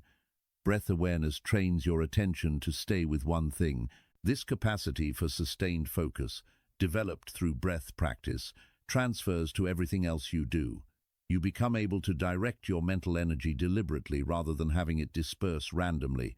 Here's a 3-minute morning breath practice that can clear brain fog almost immediately. Sit comfortably with your spine relatively straight. Close your eyes or lower your gaze. Take a deep breath in through your nose for a count of 4. Hold for a count of 4. Exhale through your nose for a count of 6. Hold empty for a count of 2. Repeat this cycle for 3 minutes. This specific pattern, inhaling for 4, holding for 4, exhaling for 6, holding for 2, activates your parasympathetic nervous system while maintaining alertness. The longer exhale triggers the vagus nerve, reducing stress hormones. The brief holds create slight oxygen variation that stimulates mental alertness. Together, they clear the foggy, scattered feeling within minutes. For emergency fog clearing techniques, when you notice your mind becoming unclear during the day, try this. Take 3 very deep breaths, each one deeper than you think you can breathe. Fill your lungs completely, then exhale fully, pushing out every bit of air. On the 3rd exhale, hold your breath empty for as long as comfortable. When you breathe in again, do so slowly and feel the clarity that emerges. This rapid technique works by briefly increasing carbon dioxide in your blood, which dilates blood vessels and increases oxygen delivery to your brain. Breathwork isn't separate from the nutritional approach we've explored. When you eat brain-clearing foods, practice mindful eating, and then support yourself with conscious breathing throughout the day, you're creating a comprehensive system. Each element reinforces the others, and the cumulative effect far exceeds what any single practice could achieve. The obstacles and liberation. Let's address reality. Knowing what to do and consistently doing it are entirely different challenges. You now have comprehensive knowledge about clearing brain fog through nutrition and Zen practices, but knowledge alone changes nothing. Implementation faces obstacles, and how you navigate those obstacles determines whether this information transforms your life or becomes another forgotten good intention. Common pitfalls. The perfectionism trap catches almost everyone at some point. You start the protocol enthusiastically, executing everything perfectly for 3 days. Then one morning you oversleep, skip breakfast entirely, and grab coffee on the way to work. Instead of simply returning to practice the next day, you spiral into self-judgment. You've ruined the protocol. You might as well give up. This all-or-nothing thinking destroys more health transformations than any external obstacle. Here's the truth. Perfect implementation is impossible and unnecessary. What matters is consistent direction, not flawless execution. If you practice these principles 7 days out of 10, you'll experience dramatic improvements in mental clarity. If you wait until you can implement them perfectly every single day, you'll never start at all. The expectation of instant results creates another common pitfall. You eat blueberries and walnuts for breakfast, drink green tea, have miso soup, practice mindful eating. And then at 10 in the morning you still feel some brain fog. Disappointed, you conclude the approach doesn't work for you. This expectation ignores the reality of how bodies change. Some effects are immediate, but deep transformation requires time. Your brain fog likely developed over months or years of suboptimal nutrition, poor sleep, chronic stress, and scattered attention. Reversing this doesn't happen overnight. Some people notice improvements within days. Others need 2 or 3 weeks to experience significant change. This variability doesn't mean the approach is flawed. It reflects individual differences in physiology, the severity of the initial condition, and countless other factors. Forgetting the practice during stress is perhaps the most insidious pitfall. When life becomes chaotic, when you're overwhelmed with demands, you revert to old patterns because they're familiar and require no conscious thought. You skip breakfast, grab whatever is quick, eat while distracted, and wonder why your mental fog intensifies during the times you most need clarity. The irony is brutal. You abandon the practices precisely when you need them most. Stress is when mindful eating matters most. Overwhelm is when green tea's calm focus becomes most valuable. Crisis is when you most need the gut-brain support from fermented foods. Recognizing this pattern is the first step toward breaking it. The Zen response to failure. Zen offers a radically different relationship with failure, one rooted in the concept of shoshin, or beginner's mind. Beginner's mind means approaching each moment as if for the first time, without the burden of past failures or the pressure of future expectations. When you mess up your eating practices, beginner's mind says, "This is a new moment, a new opportunity, a fresh beginning." You don't carry yesterday's imperfect implementation into today. You don't let one missed practice predict future failure. You simply begin again, as many times as necessary. There's no shame in beginning again, only in refusing to begin because you've begun before and stumbled. Non-attachment to outcomes is another crucial Zen principle for navigating obstacles. Yes, you want mental clarity. Yes, you're implementing these practices specifically to achieve that outcome. But attachment to the outcome creates tension that undermines the process. When you're constantly measuring whether your brain fog has cleared, checking if you feel different yet, anxiously monitoring for results, you create a form of mental stress that itself contributes to foggy thinking. The paradox is this: the more desperately you grasp for clarity, the more it eludes you. The more you relax into the practices themselves, finding value in the act of nourishing yourself mindfully regardless of immediate results, the more naturally clarity emerges. Practice for the sake of practice, not only for outcomes, and outcomes arrive more readily. Compassionate self-correction means noticing when you've departed from your intentions and gently, kindly guiding yourself back without harsh judgment. You don't berate yourself for eating breakfast while scrolling your phone. You notice, acknowledge that distracted eating doesn't serve you, and commit to presence at your next meal. Simple, clean, forward-moving. This compassionate approach isn't permissive or undisciplined. It's actually more effective than harsh self-criticism. Research in behavioral psychology consistently shows that self-compassion supports sustainable behavior change better than self-judgment. When you're kind to yourself about imperfection, you're more likely to persist through challenges and maintain practices long-term. The long view asks you to consider this a practice, not a project. Projects have end dates. You complete them and move on. Practice is ongoing, evolving, deepening over time. You don't finish practicing mental clarity any more than you finish practicing kindness or honesty. It's a direction you orient yourself toward, again and again, for as long as you live. From this perspective, What you do today matters, but it's not the whole story. A single day of imperfect implementation is one moment in a lifetime of practice. What matters is the general trajectory, the overall pattern, the consistent return to intention even after countless departures. This long view removes the pressure that often causes people to abandon beneficial practices entirely. Liberation through simplicity. There's a profound paradox at the heart of Zen practice, and it applies perfectly to achieving mental clarity. The more complex your approach, the less likely you are to sustain it. The more rules and requirements you impose, the heavier the burden becomes. Liberation from brain fog doesn't come through elaborate protocols requiring perfect execution. It comes through simplicity so profound, it feels almost disappointingly easy. Let's strip this entire teaching down to its absolute essence.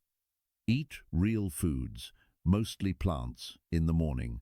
Eat slowly and with attention. Drink tea instead of coffee. Include fermented foods regularly. That's it.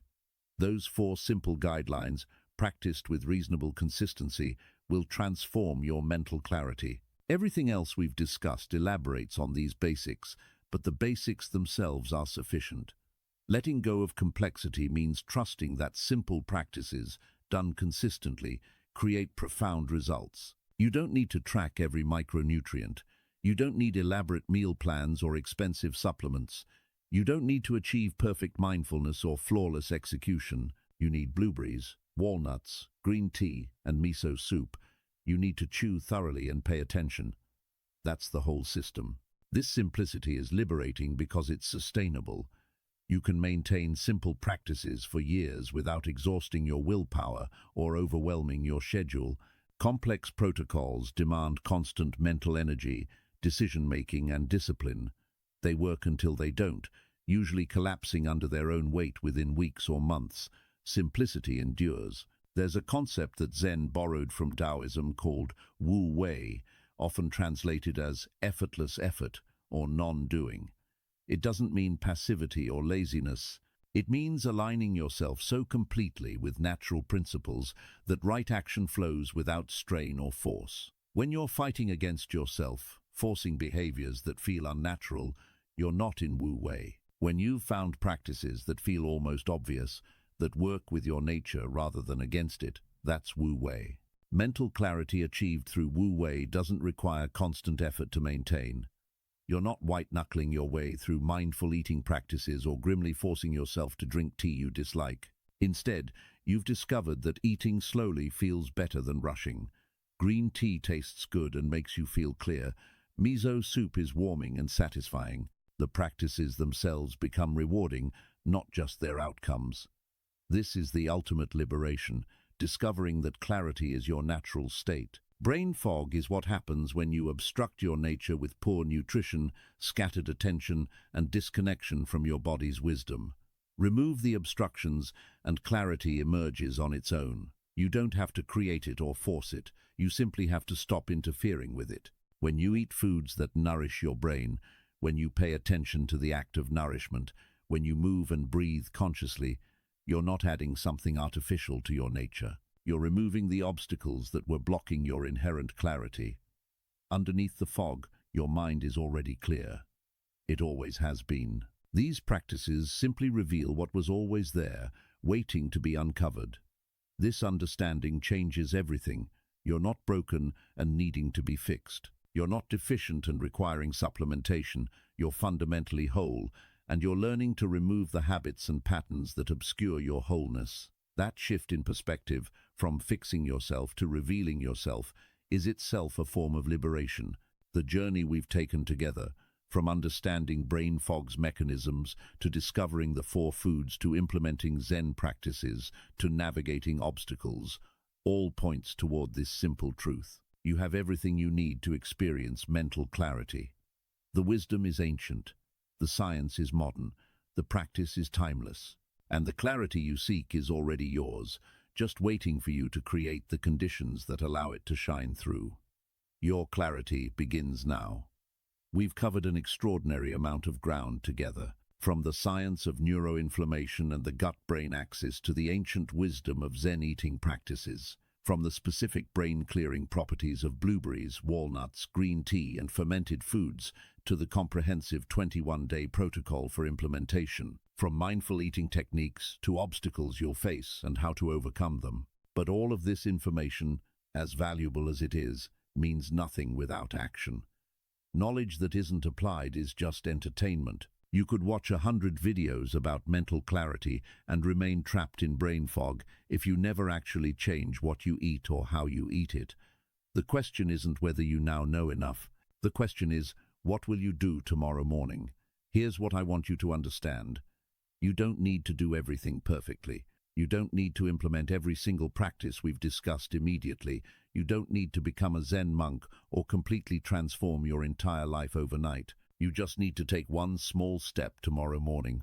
Just one. Maybe that step is buying blueberries and eating them with your breakfast. Maybe it's replacing your morning coffee with green tea. Perhaps it's eating your breakfast in silence without your phone for the first time in years. Or it could be as simple as taking 3 conscious breaths before your first bite of food. One small step, taken consistently, creates momentum that builds into transformation. Remember the principles we've explored. Your brain fog has specific, addressable causes: neuroinflammation, blood-brain barrier dysfunction, unstable blood sugar, stress hormones, and gut-brain axis disruption. The 4 foods we've discussed address each of these causes through different mechanisms. Blueberries provide neuroprotective anthocyanins, walnuts supply brain-building omega-3s, green tea delivers calm focus through L-theanine and caffeine synergy. Fermented foods optimize your gut-brain communication.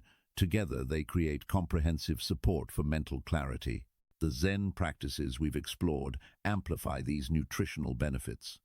Noble silence during meals allows you to notice satiety signals and activate optimal digestion. Thorough chewing extracts maximum nutrition while training presence. Gratitude before eating shifts your physiology away from stress and toward receptivity. These aren't arbitrary rituals, they're practical techniques with measurable physiological effects. The 21-day protocol gives you a structured path forward. Week 1 introduces foods gradually, allowing your body to adapt. Week 2 integrates foods and practices, creating synergistic effects. Week 3 solidifies habits and prepares you for sustainable long-term practice. Follow this structure and you remove the guesswork, the overwhelm, and the common mistakes that derail most people's health transformations. But beyond all the specifics, remember the deeper wisdom. Mental clarity isn't something you have to create from nothing. It's your natural state, obscured by obstacles you can remove. You're not broken, you're not deficient, you're fundamentally whole, and you're learning to reveal that wholeness by clearing away what blocks it. This perspective changes everything about how you approach the practice. You're not adding burdensome requirements to an already overwhelming life. You're discovering simple, natural ways to feel the way you were meant to feel: clear, focused, present, energized. This is what optimal human cognition feels like, and it's available to you through choices you make every morning. I want to acknowledge something important. Some of you watching this are dealing with brain fog so severe it impacts your work, your relationships, your quality of life. For you, this isn't just about productivity optimization. It's about reclaiming your life from the frustration and limitation of constant mental cloudiness. I see you. Your struggle is valid, and I want you to know that the practices we've discussed can create profound change, even when brain fog feels overwhelming. Start where you are. Use what you have. Do what you can. That's all that's ever required. If you can only implement one food, implement one food. If you can only practice mindful eating once a week, practice once a week. Progress isn't measured against some ideal standard. It's measured against where you started. Every step forward counts. For those of you who are already relatively clear-minded and seeking optimization, these practices offer that too. The difference between good mental clarity and exceptional mental clarity is significant. It's the difference between getting through your day competently and performing at your absolute peak. It's the difference between remembering most things and remembering everything that matters. It's the difference between focus when you try hard and effortless concentration that sustains for hours. As we close, I want to leave you with one final thought from Zen wisdom. There's a saying, before enlightenment, chop wood, carry water. After enlightenment, chop wood, carry water. The teaching is that transformation doesn't remove you from ordinary life. It changes how you experience ordinary life. The same is true for mental clarity. After you clear your brain fog, you'll still eat breakfast. You'll still go to work. You'll still face challenges and demands. But you'll move through these ordinary activities with a quality of presence and clarity that transforms them. Tasks that used to feel overwhelming become manageable. Problems that seemed impossible reveal solutions. Moments you used to miss while lost in mental fog become vivid and meaningful. This is what's available to you, not in some distant future after years of perfect practice, but starting tomorrow morning with your first mindful breakfast. The choice is yours, the knowledge is yours, the capacity is yours. All that remains is the decision to begin. If you found value in this video, if these teachings resonate with you, if you're committed to experiencing the mental clarity you deserve, I invite you to take 3 actions right now. First, subscribe to this channel so you continue receiving wisdom that bridges ancient knowledge and modern science for practical life transformation. We regularly share content that can genuinely improve your health, your clarity, and your overall well-being. Second, leave a comment below. Tell us where you're watching from, what resonated most with you from this video, or what your biggest challenge with brain fog has been. Building a community of people committed to conscious, healthy living benefits everyone. Your comment might inspire or help someone else on the same journey.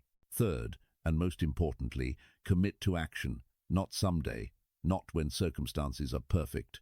Tomorrow morning, choose one practice from everything we've discussed and implement it tomorrow. Then come back and tell us how it went. Share your experience. Document your journey. Your accountability to yourself and to this community increases the likelihood that you'll persist through challenges and experience the transformation you're seeking. The ancient Zen masters who developed these practices weren't trying to create complicated systems or exclusive knowledge. They were simply observing what worked, what supported clarity and well-being, and passing those observations forward through generations. Now that wisdom has reached you, combined with modern scientific validation and practical implementation strategies, you stand at a threshold. Behind you is the familiar pattern of brain fog, scattered attention, mental fatigue, and the frustration of not thinking as clearly as you know you're capable of. Ahead of you is a path of increasing clarity, sustained focus, present moment awareness, and the satisfaction of experiencing your mind operating at its natural capacity. The path isn't complicated. 4 foods, simple practices, consistent application, that's the entire journey. And it begins tomorrow morning when you sit down to breakfast and make one different choice than you made today. Your brain is extraordinary. It's capable of remarkable clarity, creativity, focus, and insight. It's been waiting for you to provide the conditions that allow it to function optimally. Now you know what those conditions are. The only question is whether you'll create them. I believe you will. I believe that you didn't watch this entire video by accident. Something in you knows that mental clarity is possible, that brain fog isn't your permanent state, that transformation is available through simple, sustainable practices. Trust that knowing, act on it, and prepare to discover what your mind is truly capable of when you remove the obstacles that have been clouding it. Thank you for taking this journey with me. Thank you for being open to wisdom from unexpected sources. Thank you for caring enough about your mental clarity to invest this time in learning. And thank you in advance for the action you're going to take tomorrow morning. Your clarity begins now, not someday. Now, in this moment, with the decision you're making to implement what you've learned. The fog is lifting. The path is clear. And your awakened, focused, brilliant mind awaits. Go forward with clarity. Go forward with wisdom. Go forward with the knowledge that you have everything you need to experience the mental sharpness and presence you deserve. The ancient wisdom and modern science agree. Clarity is yours for the choosing. Choose it, tomorrow morning, and every morning after. Until next time, stay clear, stay present, and stay wise. Sources: 1. Scientific sources: the nutrition, 1 blueberries, anthocyanins source. The American Journal of Clinical Nutrition, Applied Physiology, Nutrition, and Metabolism. 2. Walnuts, DHA, omega-3s source. Journal of Nutrition, Health, Aging, UCLA Health. 3. Green tea, L-theanine source. Biological Psychology, PubMed, National Library of Medicine. 4. Fermented foods, the gut-brain axis source. Nature Communications, Frontiers in Nutrition. 2. Philosophical sources, the Zen. 1. Instructions for the Cook, Tenzo Kyokun, author. Eihei Dogen, founder of Soto Zen, 1237 AD, core teaching. Dogen taught that the act of preparing and eating food is inseparable from the act of meditation. He describes the 3 minds required for eating: magnanimous mind, Daishin, being broad-minded and without prejudice towards simple versus complex foods; parental mind, Roshin, handling food with the same care a parent has for a child; joyful mind, Kishin, approaching every meal with gratitude. 2. The 5 contemplations, Gatha, source, traditional Zen monastic precepts. Application: these are recited before eating to align the mind. The second contemplation states, we reflect on our virtue and practice, and whether we are worthy of this offering. This prevents absent-minded eating, which Zen masters believe is the primary cause of a clouded spirit.